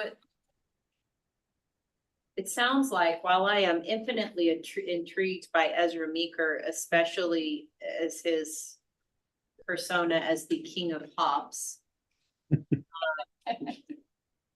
it looks like maybe he's on coffee. Okay. It could also be a day 2, something to rotate in, building the library. So this is, again, really for day 1. Okay, so we have agreement to go with cattle, colorful officials, and early mining. So then our next steps on that is, again, DI will work with Historical Society. Great job, Tom. Thank you very much to you and Kylie for getting those stories up front. We'll get more details on those. We'll start to concept of what that looks like and be back to you on how we bring those stories to life and what those images will be in the portrait. Wonderful. Okay. So just, again, is there some place if we're out traveling, where we can go look at something like this and see what it looks like? What I don't want to happen is you develop this thing and put it all together and it looks kind of cheesy. Okay. How do we know? I mean, it seems to me we need a sample. Okay. And something that we can go, okay, this I can live with. Yeah. We haven't done exactly this concept. I'm trying to think of, I don't know that we've done exactly this concept, but we've done plenty of digital activations and plenty of storytelling. So we can give you some we can give you a list of what we think might be the closest, or if you know you're traveling somewhere, I don't think we have anything in Cheyenne. But if you know you're traveling somewhere soon, let us know what those locations are, and we can give you a list of things. And we can also send you links to what we have on our website. So you can kind of see how we've captured some of those as well. We also are not a fan of cheesy work. So we are going to avoid that like the plague. I'm very confident in our contents team ability to bring that to life, and you will certainly see points along the journey so that you feel more comfortable with it as well. Yeah. How long have we got on? And I will extend an invite to anybody who wants to come to Kansas City to DI, and we can show you all sorts of stuff. But yeah, we'll get back to that. Great question. Okay, foundations of progress. So last time we talked foundations of progress. We talked about okay, so this is located here. Yep. And there is a digital activation. Oh, sorry, go back. What were you circling, Nigel? Oh, it got moved. Sorry, it should be here. My bad. I probably moved that image while I was messing with things. So there is a digital screen. It's touch that visitors will be able to interact with, and then there's an adjoining panel that helps set it up. So there's two opportunities there. We are working on content for that. Last time you saw overall design and the direction it was going. So the intent is really to show the evolution of the building and what significance those events had to the people. So what you previously saw and approved was really thinking about what that timeline looks like and how it starts from 1988 and goes through the reopening. And obviously with this being a digital platform, you're gonna be able to have templates that keep taking you further. If you guys wanna keep adding content each decade and don't wanna come to the EI, we'll set you up that framework so you have the flexibility to do so. And then also like having the idea of concurrent stories about individuals and local events, as well as significant world event markers. So it really puts that in context. So we kind of walked through this before. Hopefully some of this is ringing a bell. So today is just mainly to remind you that of what we saw before, and you will be seeing more content coming through for this. Emil, if you want to walk through the structure. Yeah, so this is a big picture breakout. So each decade will have a primary story, a secondary story, and a tertiary story, and a world context event that happened during that time. The primary story, the secondary, and the stories that go within each decade will rotate between a building story and architecture, a people story, or a local event. So then in some, maybe the primary story will be related to the building. In another decade, it might be a local event, or it might be a people interest story. So because we don't have, we don't know we know what happened, but we just gotta be mindful of that. So then there's no building story for each decade, like that will become a primary B. So then we can rotate them out, but then each decade will still have the same bones, the same structure. And right now we're working with the core team to finalize and determine which stories go where and what type of treatment they get. So what becomes primary and secondary. And then once those are done, we'll put them up for review and approval on file stage. Yeah, so I think what you guys have really created is a really great framework that allows you flexibility within that framework as we pick those stories. And again, those stories that we're starting to put together, that will come through the file stage to be able to review. Again, this was a refresh.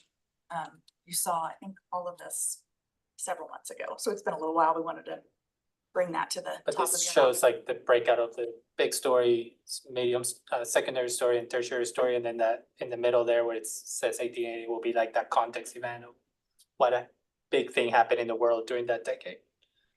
And then at the bottom, it's all the decades, so you can scroll, move through.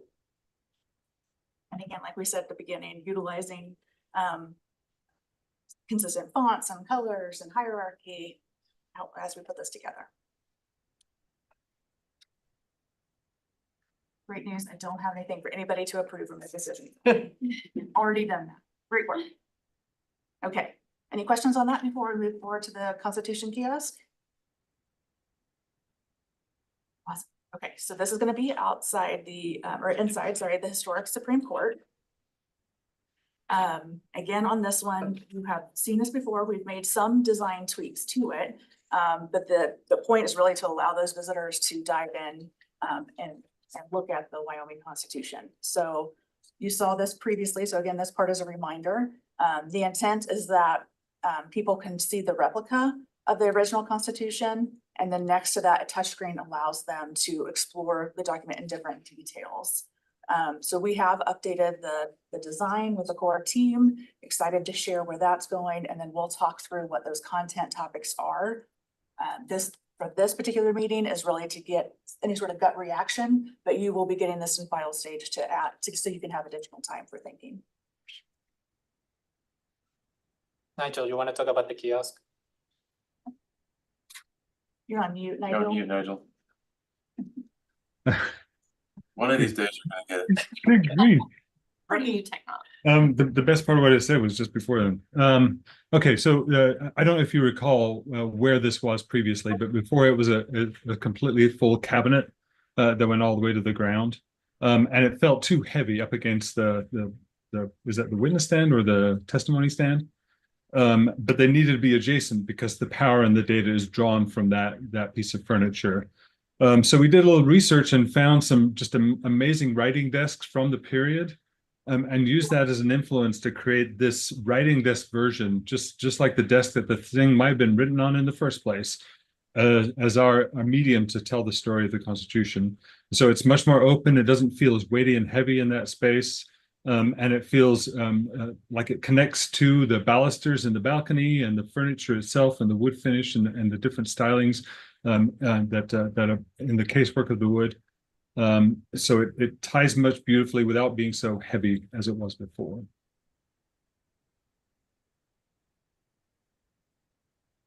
Excited for the design evolution for that. And then as we look at the framework, you guys have previously looked at this framework and approved the overall high level content topics.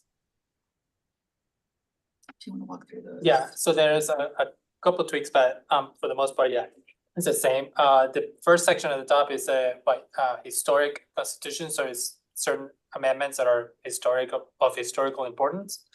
And then the feature amendments are things that we worked with the core team to highlight that are unique to Wyoming. Then their compare and contrast, it's the section where we are comparing it to other states' constitutions or the US Constitution. And then the read and explore is the big open section where we're gonna have the replica, a typeset version of the Constitution, replica of the original handwritten one, and then content topics that you can have an index of it. You can navigate to a specific article or amendment, and then the highlight section where you can navigate to either certain articles that you can read that fall under a certain topic, and then navigate from there to a story that in one of the previous sections that ties to that highlight. So it's a way to navigate back and forth between a specific amendment or article, and then going to like, why is this important? Why was it significant? And then you get the story, the full story told in a different section. So we have those individual sections, and again, we'll go through those in a little bit more detail. And then he said the design was updated based on the feedback that we had in a previous subcommittee meeting. So I feel like this removes some of that weight, like Nigel was saying, and really fits in with the era and the space. And that blue there sort of mimics the arch that'll sit within, so kind of get a sense of how it lives within the space. So, Madam Chairman, Nigel, my question, I apologize for not remembering, but I was just in a meeting for 2 days in that room last Thursday and Friday, and I'm just wondering where new desks look terrific. I think they'll be, really fit nicely. I'm wondering where exactly does that sit? And then as a reminder, Wendy or somebody, we're going to move that when that room is in use. Is that the idea again? If somebody could just remind me of what we're doing with that display. Yeah, Madam Chairman, Senator Landon, that, the piece that you're thinking of that would be moved out of the room is the freestanding mobile panel. That would be in the space when there's not a meeting and can be moved outside of the room when there is a meeting. So that's already approved as part of package 2. This will actually live in front of the dais and behind the testimony table. So kind of in that arched area, that was where you had the most space. And it does not take up, yeah, you might zoom in if you can zoom in. I don't know if you can zoom in on that. It does not take up any room for egress. It meets ADA for egress between the dais and the testimony table. And there is some language on the freestanding panel that notes that this exhibit is in the room. But the idea is that it's kind of tucked a little bit behind. So you still have the same experience in the room when you walk in there that you do now, but that people will walk around the testimony table to actually see this digital exhibit. So thank you for that, Wendy. So it will be between the testimony table and the dais. Yes. Kind of where the 2 chairs sit. For example, at a meeting last week, it would be right in front of the dais, right underneath where the legislators were seated on Thursday and Friday. It'll actually be right underneath where anyone testifying sits. So it won't be bumped against the dais. It will be bumped against the freestanding testimony table. Isn't that table? Okay. Thank you for that. I appreciate the reminder. It is not. It is fixed in place and all the power and data runs through a floor box, as does all the AV system. And the reason this piece can't be freestanding in between those 2 areas is there is no access to power and data. So it will tie in to the actual testimony table to get to that floor box. And so in one picture, it looks like it has a base, and the other one looks like it doesn't have a base. It's a shadow. That's just the shadow cast. Yeah. And so all the electrical components will fit flatly in the top shelf component. Yeah. And it's accessible. It opens up like an old school desk. It would have a hinge that would just open up the whole top. So if you wanted to change the page of the replica Constitution on display, you could. You can also access the screen, lift the screen on, and access the digital units below that if you needed to. The cabling actually, there's I don't know if there's another angle. If you look at some of the other renders, there's an actual wood detail down the back, which you can't see in these renders. Down the center there, that's just another elegant piece of wood detail that will accommodate the cabling that goes down to the ground. Goes to the ground, or does it go in through the testimony table? It'll go into that table. Yeah.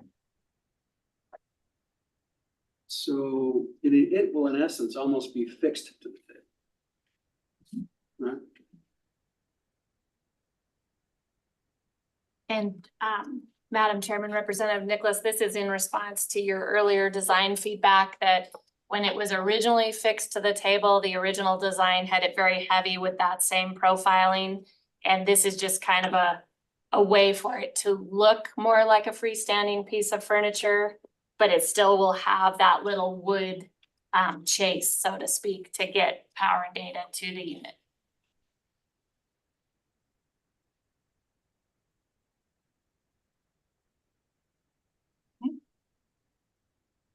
So we can go through each of the sections of content, and again, you'll get this through file stage.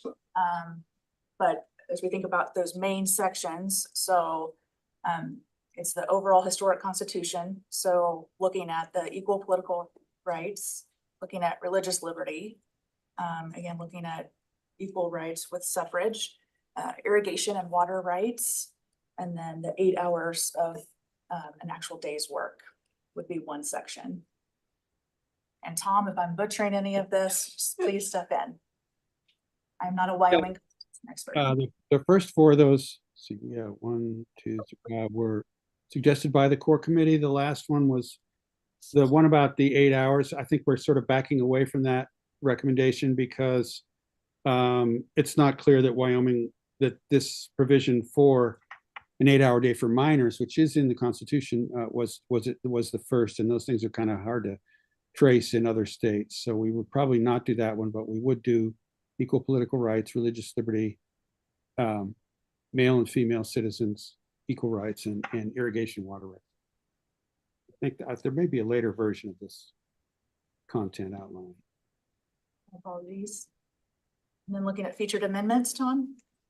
Yeah, and those we were thinking of them more as like noteworthy passages. So and this would sort of tie in with the first part. So equality in the Wyoming Constitution, and then one on water law, and then one on rights to hunt, fish, and trap, which the subcommittee had recommended, and then a part on the Permanent Mineral Trust Fund Amendment in 1974, and then a section on apportionment of the legislature and how they worked that out the first time through, and then also nodding toward the 1990s when we went to single member districts in the legislature. And Madam Chairman, if I can interject here on the first two layers, the first one will tie you back to that handwritten, beautiful cursive because it's about the original document. And this one would be the typeset version that you could actually see how the Constitution is a living and breathing document and is amended over time. So that's part of the reason for breaking these out too, is what it will tie back to visually for a historic document and a contemporary searchable. Yeah, thanks.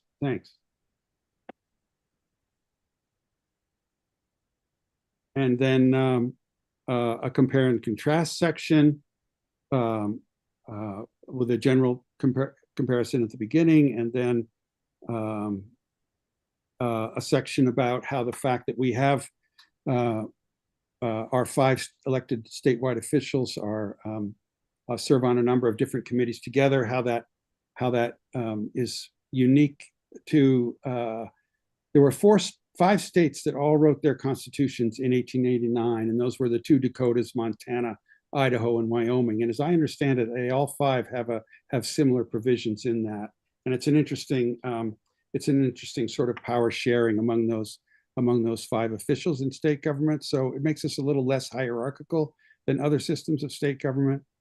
And then this Missouri plan for choosing justices is interesting, and then apportionment, as I talked about before, and then water law, as we talked about before, being the Wyoming's provision that the state owns all the water was brand new and revolutionary at the time, and we'll be talking a little bit about that, how that works. And then for the read and explore section, there would be links in the earlier section that can then take you to specific passages in the Constitution, that so that you could, like a hyperlink in an article online, you could just touch on that and it would take you to the actual language in the Constitution. And then also when you were reading the actual language in the Constitution part, then that would link back to these discussions. Does that make sense? So that's the rough idea. I must say Kylie's our main Constitution scholar and she's indisposed at the moment. So I hope you all heard she had her new baby recently, and everybody's doing well. But I'm sure she's thinking of Wyoming Constitution. I'm sure she is. I think you buried the leaves. Sleepless nights. We should. So I don't know if anybody has any initial thoughts. Again, this was kind of initial reaction to how we're putting it together, but we will be sending you more details through the file stage. And I think a point was made earlier about, the parameters that we've walked through in terms of what the current scope does allow, however many stories. So we've tried to prioritize what we think makes the most sense here. If there are additional things, we may have to see what sacrifices, make some decisions there, but otherwise we're feeling like this is pretty comprehensive. Okay. Any other thoughts? Feel the energy going. Capital Kiosk, guys, here we go. Okay, so we know Capitol kiosks are in several places as we look at entrances and throughout the Capitol. This is a great way to do some wayfinding as well in terms of what the exhibits are and where you can go. So I'm quickly going through this floor plan, but you'll see that it's scattered throughout, strategically scattered throughout the Capitol. So it allows people to find their way. Again, another wayfinding for the exhibits, as well as there's additional opportunities in here to learn the history and look at statewide officials. You can find your statewide officials. And then we also have ever-present information in terms of what meetings are happening, if there are alerts, weather alerts or anything like that, that everybody would need to know. This is a good way to get that across the Capitol as well. So you've seen a lot of this to see how they can navigate through event directory. Will connect to the calendar that you have existing. So if there's important information about the meetings that are happening, again, they can learn more about statewide officials and where their office is at. So if they want to go find them, how they get in contact with them, looking at the history through points of interest. So a lot of those stories that we'll talk about for points of interest are already within the static exhibits. And so it'll be a little bit of a pique your curiosity, a summary of here's what you can go find to help them move throughout the Capitol. And then I think we showed you a rough version of the dome drone footage that we got. So lots of beautiful footage there as we were able to go up all the way up to the actual dome within the drone with the drone footage. So Rachel, are there components where we dive into territorial history? I'm trying to remember if that's one of the stories. That's a good question. Can I put a pin in that and we'll come back to it? Okay. Do you want to walk through the design, or Nigel, do you want to walk through the design differences? There are a number of existing of these larger kiosks, which we are going to take full advantage of. But there was a desire to create a smaller version so that those could live in spaces that they wouldn't be such an encumbrance and wouldn't be so big. So we have both options that we'll be using in various places. So for instance, these larger ones will be great down on the garden level, right at the base of the stairs, and they'll also work well in the main hall of the extension. But the smaller ones are kind of ideal in those lobbies near the chambers. I think you've seen this in some form. Yeah. Yeah. So these are look at fields that are still being evolved now that we have a lot of these stuff for package 1 and 2 approved. So we're working through these. So by high level, all the contents here. So you can navigate to each one of these sections. The constant content at the bottom, alerts, the weather, date things that are on here. There's also a way to make it more accessible. Bottom right there, where you can increase the font if we need to, if it becomes too small, especially like on the smaller screens. But again, we'll do our work to make sure that it matches what's currently being printed. So, and then we'll work through some of these sections, and then these are I don't want to say representations. They're like one page of one of these sections just to show you what content sort of we're dealing with here. On the finding the map one, we're taking the maps from the wayfinding exercise and we're putting them on the screen. You can flip through each floor and then find a room. So you can search to say, you want to find public meeting room 6, and you can type that in and it'll tell you where it is. It'll, depending on what kiosk you're in, it'll draw you a line. So you say, you got to go this way downstairs or just go down the hall. It'll do that. Trying to go maybe not as fast. Oh, sorry. No, you're Do fine. you need more on that? No, I mean, that's it. Okay. Unless there's, for the event meeting direct calendar, same, we're taking, trying to take advantage of all the online calendars or digital calendars you already have. Trying to put all that information in here, show where meetings are happening. Title, meeting, if it's happening right now, if it's been canceled, adjourned, what room it is, where is it located, what type of meeting it is. But those are some of the finer details we're still gonna work through with the core team to like figure out, but eventually a visitor will be able to get filter down, like, I just wanna find this type of meeting and when those are, or I wanna see what meetings are happening today, or tomorrow. And then come back to those, so you can filter those down.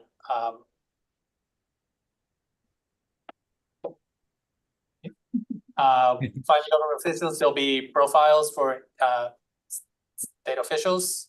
There'll be different ones depending on what content we have. So for example, the executive might be just a bio like this. For legislative, it might be more, you know, what districts, what counties you represent, what district you're on, like all those things, what committees you're part of, all those little bits and pieces that are more detailed. But then, you know, there'll be ways also to find the composites, the historical things that are on the hallways down here. Historical officials will maybe have a part of the Supreme Court on there. You won't be able to click to see their bios, but at least know who they are. Yeah. The points of interest, this is highlights everything around the new activations that we added and all the historical stuff. So art is focused on art and architecture, public meeting rooms, historic rooms, the interpretive content we've added, and the new activations we have. So all those things will be highlighted in here. The key piece of this, because the kiosks are in different places, the points of interest will relate to where the kiosk location. So the first 5 stories you might see are the ones that are closest to that particular kiosk. So if there's a kiosk down here in the hallway, the stories might be about the statins that are out in front of the auditorium. That might be the first. But 2. each kiosk has all the same. But you stories. can access all of it, yeah. But the main stories that you'll see on page like this will be the ones that are closest, the 5 closest. And we're working with the core team to determine that, based on location. And then So your question about territorial history, I'll have to come back to where we're at now to see if that's one of them that's on the list. We have a lot included. Yeah, the Supreme Court building was originally a territorial legislature and territorial Supreme Court, so it needs, that needs to be in that amendment. Yeah, I believe we have that on the panel, the static panel. And That's what you- oh, sorry, yes. And then I'll double check that is one of the top ones in that area.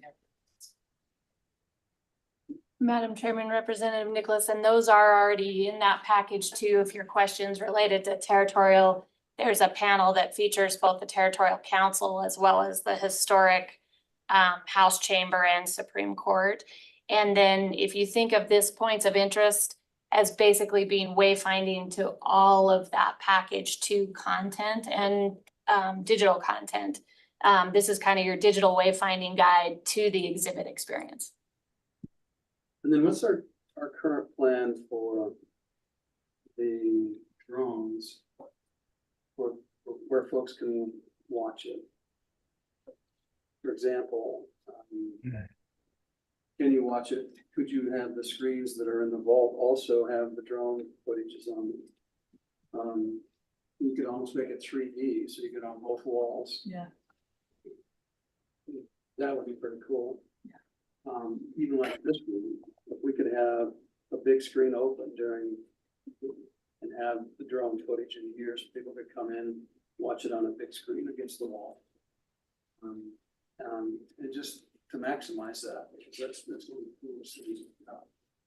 We can look at, it will be, you'll be able to access it at each kiosk, but then that's. But it won't be the great. same on the kiosk. Yeah, that's what I mean. it's a great question. So we can look at how it's formatted, and I don't know off the top of my head about, you know, the different screens all coming together. But it's traditional 16:9, that so that you have the ability to pull it up and wherever our CMS that we're building for you is connected, or you guys will be able to pull it up in a separate system. So we can look at that. I wonder if you could even put on goggles. Yeah. Then it could be 3D. They could have the goggles in the wall. Yeah, with the 3D goggles, it does come with communities. We wouldn't be doing that, so I would just want to throw that out there. The curator. There are other ways to do that, so everybody can have, kind of that immersive experience without having, any sort of VR goggles or whatever, so. That is not currently in scope, but we can look at that. And let you know about it. Have that on. Yes, we do love the dome footage. It's beautiful, it's fun, it's interesting, it gives you a view you wouldn't typically get to see.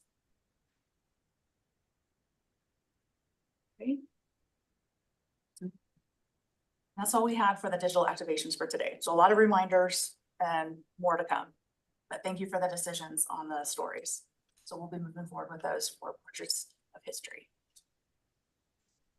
Okay. Yeah, oh man, I took too long taking a breath because it was exactly 11:15 on my phone to move to the artifacts. You okay if we keep moving? Okay. Nigel? Yeah, so we start with the stage vault down on the garden level. This is the one on the southwest corner in that back hallway where we're repurposing that vault area to kind of demonstrate some of the purposes behind these vaults, what they were used for, and try to play with people's imaginations, especially kids, because I think the vaults themselves are a fascinating thing for the younger audiences. So we're kind of using it to tell that story and to engage the younger tourists, and then for our older adults to understand a bit of how they were used and all the important elements and documents and things that are created and live within a capital. So on this, what we've created is this cabinet, and forgive me if I'm going over ground that we've talked about too many times, but just as a reminder. In here we've got, let's see, there's like books of checks, there's let's see, original real estate, some of the first checks, there's a state seal in there, there are tax revenue documents, and other documents that will go in each one of these cubbies, and adjacent to the cubby will be this in this instance cream artifact kind of label that will point to them. They'll need to be acrylic in front of these so people can't reach in and grab them. So like we don't want somebody grabbing that state seal, but it will be highly visible. And then directly in front of that opening, there'll be a little reader rail that creates a barrier for people to go into the room, but explains what they can look at within that stage vault area. I forgot to mention the faux gold bars, which probably weren't kept in there, but we think it'll spark the interest of people just to read, to think about what might have been kept in there, and the value that the documents have compared to the value that the gold might have. I don't know if there's anything else, Ellie or Tom, that you wanted to mention about how we were going to tell stories here, but that's the focus of this exhibit. Yeah, that pretty much covers it for me, Nigel. Thanks. I can tell everybody that sort of fashioning the design here about our vault that Kylie came across in Rollins, an actual vault from that time. So yeah, so to the photos she took, we were able to build this just very much like what those vaults of the time looked like. Yeah, if you remember, there was in those pictures that we showed previously, there were some things around it that we decided not to use. I believe there was an elk head or not do that, but in that discussion, you guys this team had already approved the overall design. So as Nigel said, we are looking specifically at the artifacts that we've chosen here. And to Nigel's point, some of these might be pushing maybe what was actually in there, but could have been. So we're trying to get some intrigue, tangible, physical things, a mix of a little bit of everything. So looking for approval of the artifacts here. Yeah. And so any thoughts, cons? And Madam Chairman, I might also add that these have been vetted by the State Museum and the head of their collections department about what is available in the state's collection, or replicas sometimes. I feel like Or- this all feels very accurate to what we've been talking about and pondering, that we want to make the vault exciting, but we want to throw in a little accuracy there, that it wasn't ours. Yes. So, And I- Madam Chairman, do we need a motion today in this regard, or, not being there, I just try to be helpful, which it sure looks good to me and ready to go. I don't know that we need a motion so much as just a general, yes, this is sort of what we envisioned, and proceed as such. I agree, and I sure give it a thumbs up. Awesome. Okay, that same type of story goes with the next several items as well, as that you have seen overall design concept of what we wanted to do, and then worked with the museum, worked with the Historical Society on what those stories could be. So what could those artifacts be? And yeah, we have some examples here of what we want to show. So design, overall design, you've already given conceptually the direction to move forward with that. This is really, again, for the artifacts. Nigel? Yeah, that's what Rachel said. So there'll be an introductory story. On the left side here, we're focusing on the construction. On the right side that our gray lady's looking at, we'll be focusing on the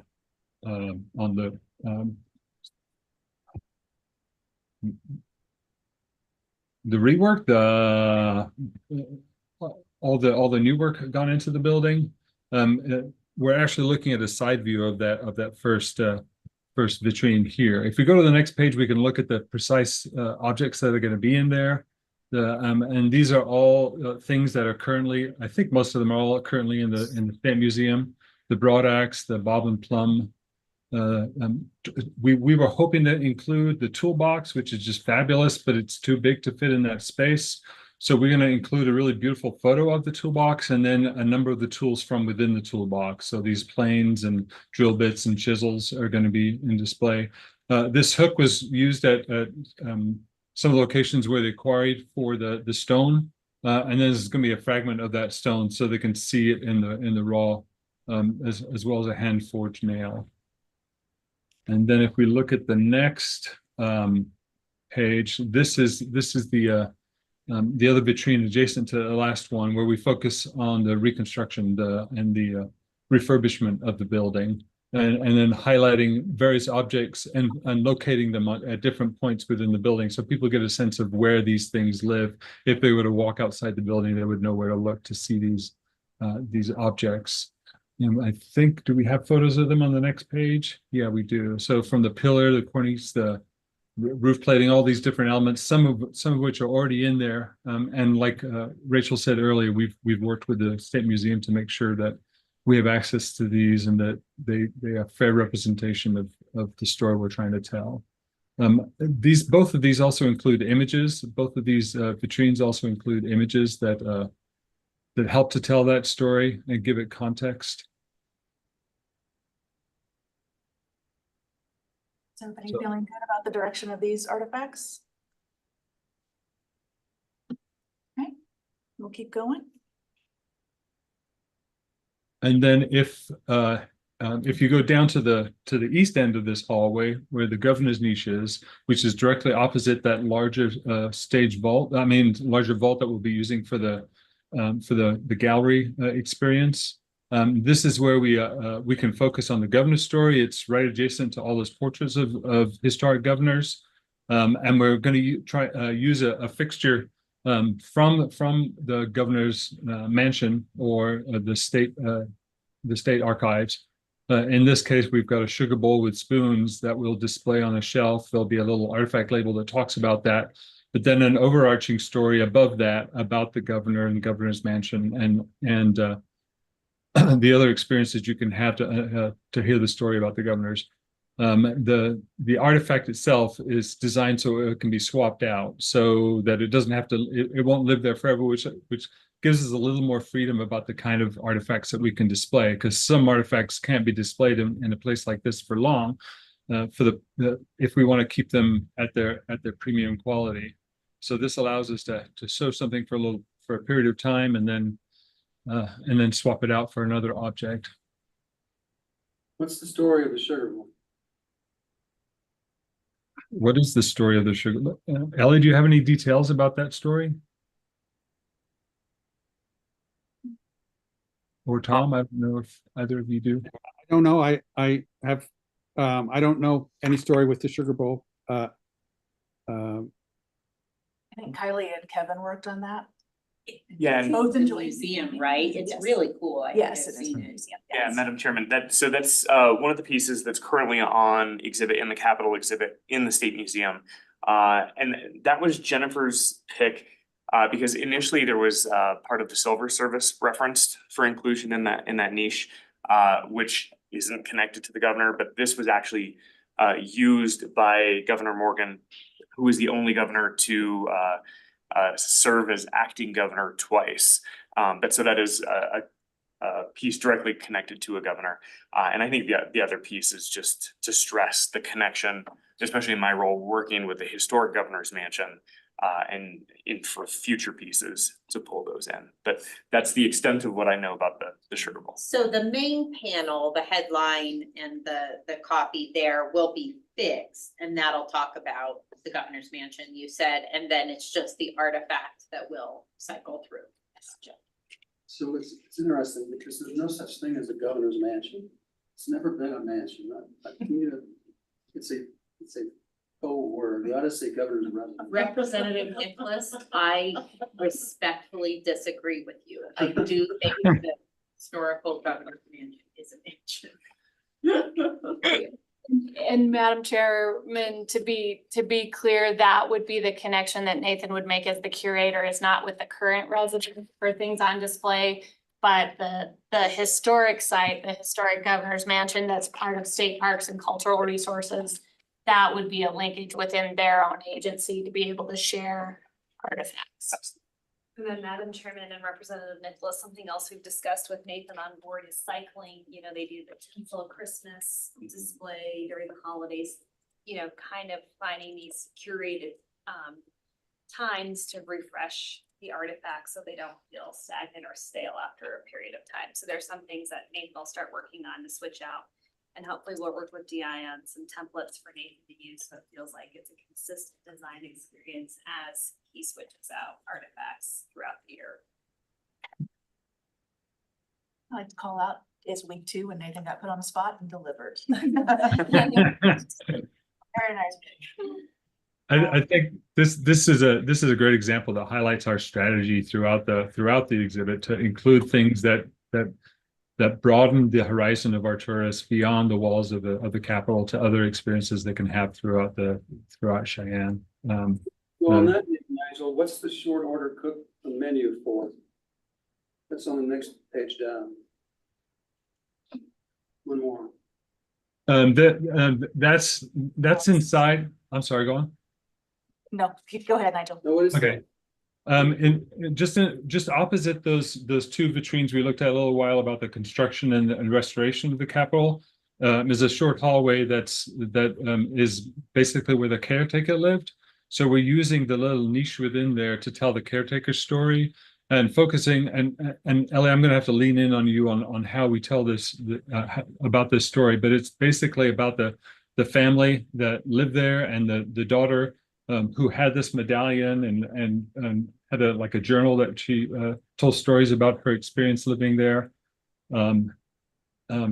There's also an adjacent panel, half wall panel that sits next to this niche, which allows us to expand on those stories. Ellie, is there more color you can add to that?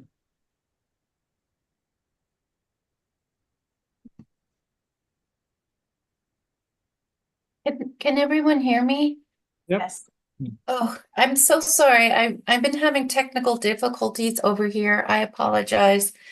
The next page features the menu because there was a time when they were serving food at the Capitol, and that menu reflects that time period. Also, it speaks to the fact that Martha Wellnitz, did serve, prepare meals and serve food as well. And those are the quilts. Those are images of the quilts that she produced, and that though all of these were provided by Jennifer at the State Museum. So she's really helped us flesh out and, provide some personal connections to the caretaker story.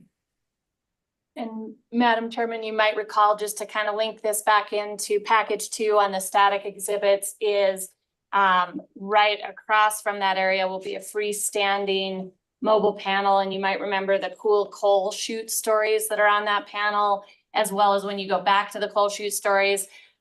There's some stories in there about how the stepdaughter of Julius was the one who had to sift through the coal ash to find usable pieces of coal that still remained. So part of this exhibit will tie into what you've already approved as in package 2. So we won't be reviewing content quite yet here though with these, that'll come. Correct. Okay. We wanted to make sure that everybody felt good with the artifacts, and then we'll write to the artifacts. Where exactly was the kitchen? Where they cooked? Madam Chairman, Representative Nicholas, it was in the area where the LSO IT staff is now. So where that arched opening was the caretaker's quarters, as well as the kitchen, as well as that diner was later, if I recall, maybe in the 50s. What was the extent of the caretaker's quarters? Was it just a room, or was it a? It was several rooms. So basically where the IT staff is on the southwest side of the 1890 edition, there were southwest side. So where LSO IT staff is now, there are 4 offices. East side. Southwest.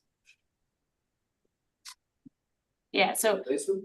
in the garden level, when you come out of the west elevator at the garden level and you look across, there's an arched opening, and that's where your Foundations of Progress timeline is.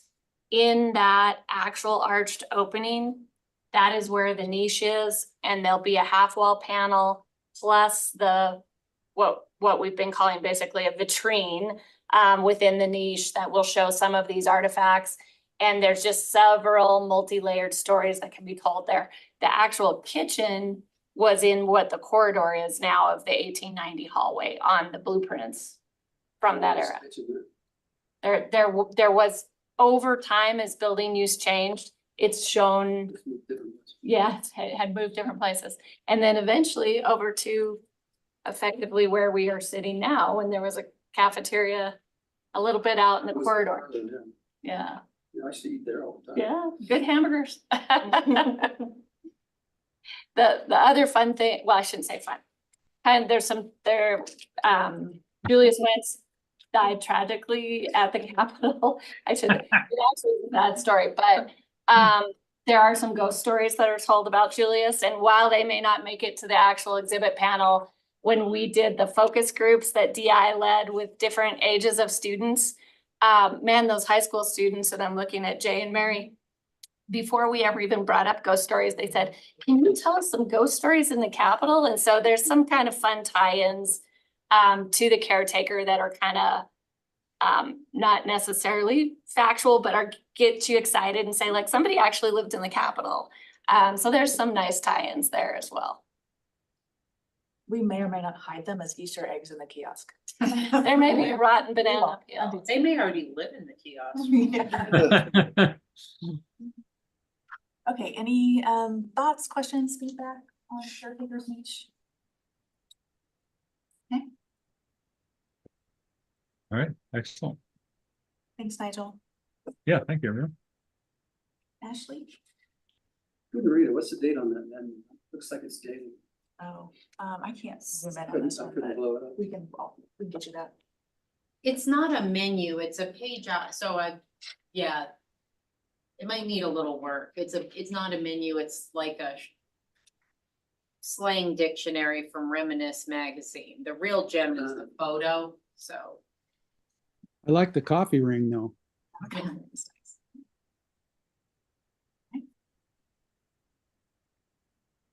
I'm gonna go to the next slide. This is just showing some current progress on the static exhibits. So there on the left, you're seeing the structure for the statue bases.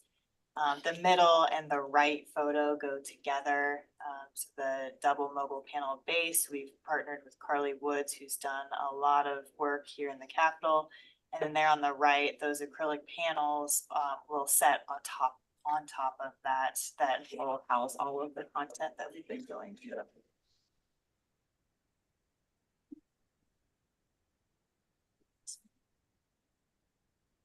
This next slide is mine too, if you wanna. Yes. File stage has been talked about a lot today. So just a heads up, you guys will receive a file stage submission this Friday for a lot of what we saw here today as part of package 2, the static exhibits and finishing up that.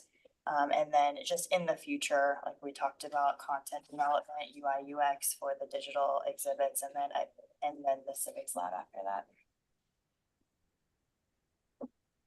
So will we have a week with that? Yep, so you'll have the week of September 30th to review the comments. And Madam Chairman, that everything presented today for extension earlier at your 8:45 portion of the agenda, those will all be part of this year's install. And what your final review this week on some of that is to allow DI to get into production on those, to hit all of what's essentially the package 2 static exhibits for the extension, with 2 exceptions. One is there's going to be a wall hung panel outside of the media center that you've already approved. Tom is currently working on that content. That will come to your review a little bit later. And then you might recall a few meetings ago, you approved to have a similar concept down in the extension to what you have in the garden level of the Capitol, which is kind of a welcome. Here's how to navigate the space. Here's what's in the space. That has been kind of coined as the best of Wyoming, explaining what the exhibit journey is in the extension of highlighting the tourism experience, the game and fish, wildlife experience, state symbols to kind of help them navigate that experience down here. So that content will be coming to you at a later date, but that is also expected to be installed by the end of the year. And then, as I mentioned earlier, and we'll talk soon, is some additional scope that you have requested would also be that, you talked about the goggles, but a different way to do a virtual map of Wyoming. The other static content that I neglected to add is all of those public meeting rooms. That content for those half wall panels will also be coming to you, with the understanding that those panels can't do everything you wanted to do on a map. So DI is going to price out a digital wall map experience for the state of Wyoming, where you could basically do layers of mountains or rivers or counties or whatever fun things tied into what tourism is also already doing through its Wonder Map. So, Madam Chairman, I don't know if this is the proper moment, but Wendy, to pick up on where you just left off, I had written down a couple of things just to make sure that we keep the ball moving as well as we can this fall. And I wondered if you and Rihanna and other staffers would be willing to work with DI to develop a list of incidentals that we've run across, whether it's framing for photographs or additional wayfinding items that we have maybe missed. Anything along the way that we've run into or suggested today that let's get it priced out so that whether or not we can access any funds to do so, we would have it in front of us and we'd be able to evaluate and keep the ball moving. Does that make sense? And Senator Landon, that probably does cover some of what we had in new business. I don't know if as a subcommittee you want to talk about that now, but that the request would be that DI price out some of these scope items they've been holding. That would also include some of what you had in your original scope, that we think we may be able to follow up on with collateral materials such as an updated tour booklet, website, activity booklet, junior ranger type of a booklet for kids. Some additional photographs that had been contemplated both in the Herschel One West Conference Center, Capitol Conference Rooms. I don't have the list ahead of me, but there were some things, not knowing where you were at the beginning, that you had wanted to include that we can get pricing on from DI now, and you may be able to include with funding that may be available to the project. Well, thank you, Wendy, and thank you, Madam Chairman. I didn't mean to jump the gun. I just wanted to make sure that that we didn't leave today without doing everything we can to get stuff on the ledger so that they can be considered, and we do everything we can for DI and vice versa while we have the opportunity. I think that sounds like something we should do. Do we need to be specific on which items we might like priced out, or do we have a list of what direction do they need from us? Madam Chairman, we can go back to the original package that DI had put together a few years ago and have them price it up back at the October meeting. Okay, great. And visit about, some things are obviously low hanging fruits, like a website, an updated tour booklet that just really kind of enhance the visitor experience that you've always wanted. So we can come back at the October meeting with updated pricing from DI and discuss how that gets wrapped into perhaps a new package. We weren't kidding, we said package 5 and 17 are coming, but perhaps something that could come in the spring following the installation of packages 3 and 4. So we can come back next meeting with pricing, and then we can discuss some available funds that Representative Nicholas was able to secure And accessing those.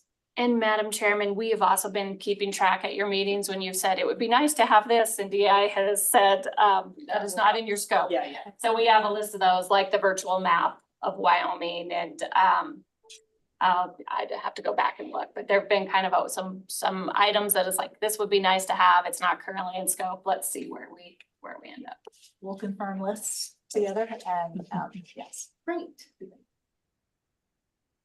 Well, and I think that'll be useful for many purposes, you know, wanting to tack a few things on.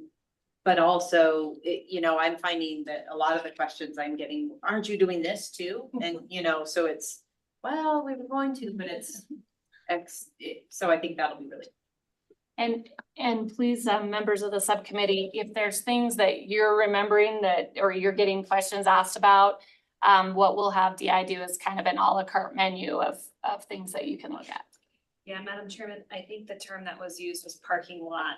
DI had put them in the parking lot, and so we could come back to them. So we'll have to refine that slide, Rachel, from a couple of years ago. And Yeah, and they will be itemized as one-offs, so you won't see the efficiencies on one by one, but if you group things together, we'll re-estimate and show you what efficiencies you have. That makes sense. So Madam Chairman, maybe one thing we could do is just request that everyone on the subcommittee, ex officios and officials and senators and representatives, just try to recall anything that they've run across that they want to make sure to let you know about, Wendy and Rihanna. That way we get it on a list and it can at least be reviewed and considered. Like I said, if there is a way that we could access any funding to finish up any work that we haven't gotten to, so.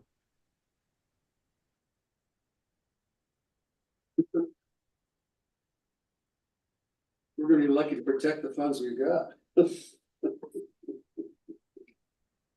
Yeah, I'm not saying we'll make any headway, but at least we will have it on a list, and quite honestly, we have till about December, and then we don't know the future of this committee or who might be on it or whether it might exist. Hard to say. So with that, I think we're at the acoustics update. So currently in acoustics, I kind of dropped the ball with Will transferring and currently working with Trainer.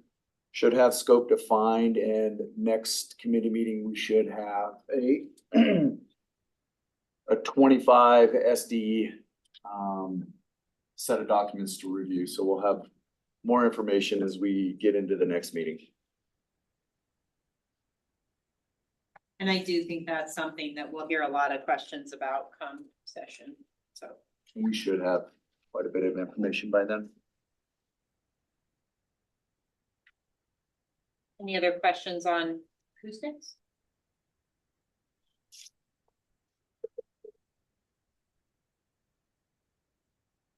Any other new business that we need to deal with?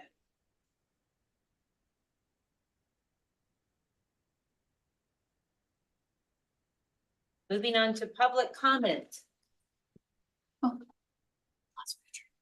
Not everybody all at once. Okay. Going once, going twice. Close public comment. Okay, so I think we're gonna take a quick walk of the what's been installed so far, but it makes sense that we would maybe go ahead and talk about our next meetings and end this portion before we do that, perhaps.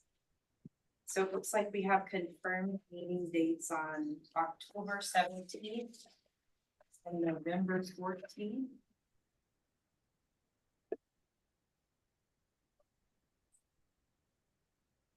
Madam Chair, Representative Nicholas, we may need to consider, and we visited with Senator Lannon about adding a December meeting, depending on acoustics and where we are with packages 3 and 4. So at this time, I know Representative Nicholas and Representative Sherman, you're booked for 2 weeks out of the month with the appropriations hearings. Would that be something that you would just like to do before or after, or do you have an initial reaction?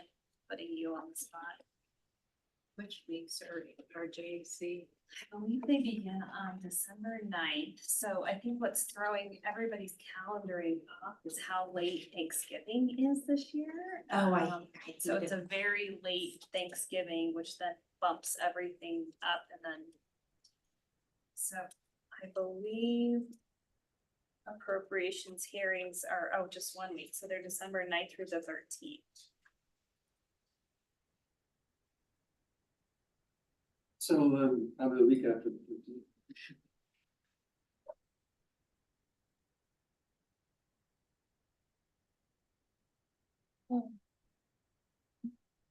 The weeks, sorry.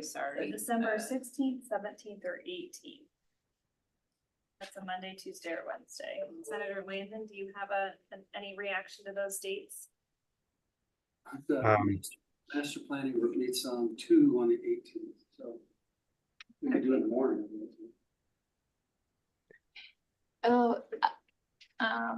Madam Chairman, Representative Nicholas, you may, depending on as acoustics workload starts heating up, you may have a longer meeting at that point, so it might be good to do it on a different day than master plan. Monday or Tuesday is fine for me if we get. Let's do the 17th. I was gonna say Tuesday. It's always hard to start a committee meeting on a Monday. Yeah. Well, with holiday travel, that might be hard to get in on a Sunday too. Okay, we will hold, it sounds like December 17th works. We will hold that date for a December meeting.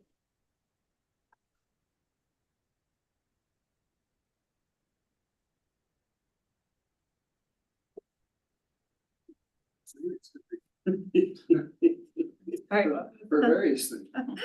Oh. Goes to the holidays at that meeting. Right. Okay, any other business we need to take care of before we go on a field trip? Madam Chairman, sorry I can't join you for the field trip. And again, wish I could have been there today, but it was a very enjoyable morning. Nigel, thank you to all of your crew and to Patrick with the game and fish. It was just an enjoyable morning. Thank you for wielding the gavel, Madam Chairman. Problem. And you guys have a great day. You too. Yeah, I'll echo that. And I want to thank the committee for all the progress that we've made. And today was, I don't know about you guys, but it's fabulous to see some of this stuff. We panned by that construction photos just really quickly. But looking at this stuff, it's actually happening. It's look at this. Isn't that fabulous? That double panel, that woodwork is just gorgeous. And Yes. I'm so envious to be able to see that in person. So I'm jealous of you guys walking through the building and seeing stuff starting to eke out into life. And all of that is because this team of people have worked so hard over the last forever to get us to where we are. So thank you for that. All right, thank you, everyone. Thanks, Nigel. Thanks, everyone.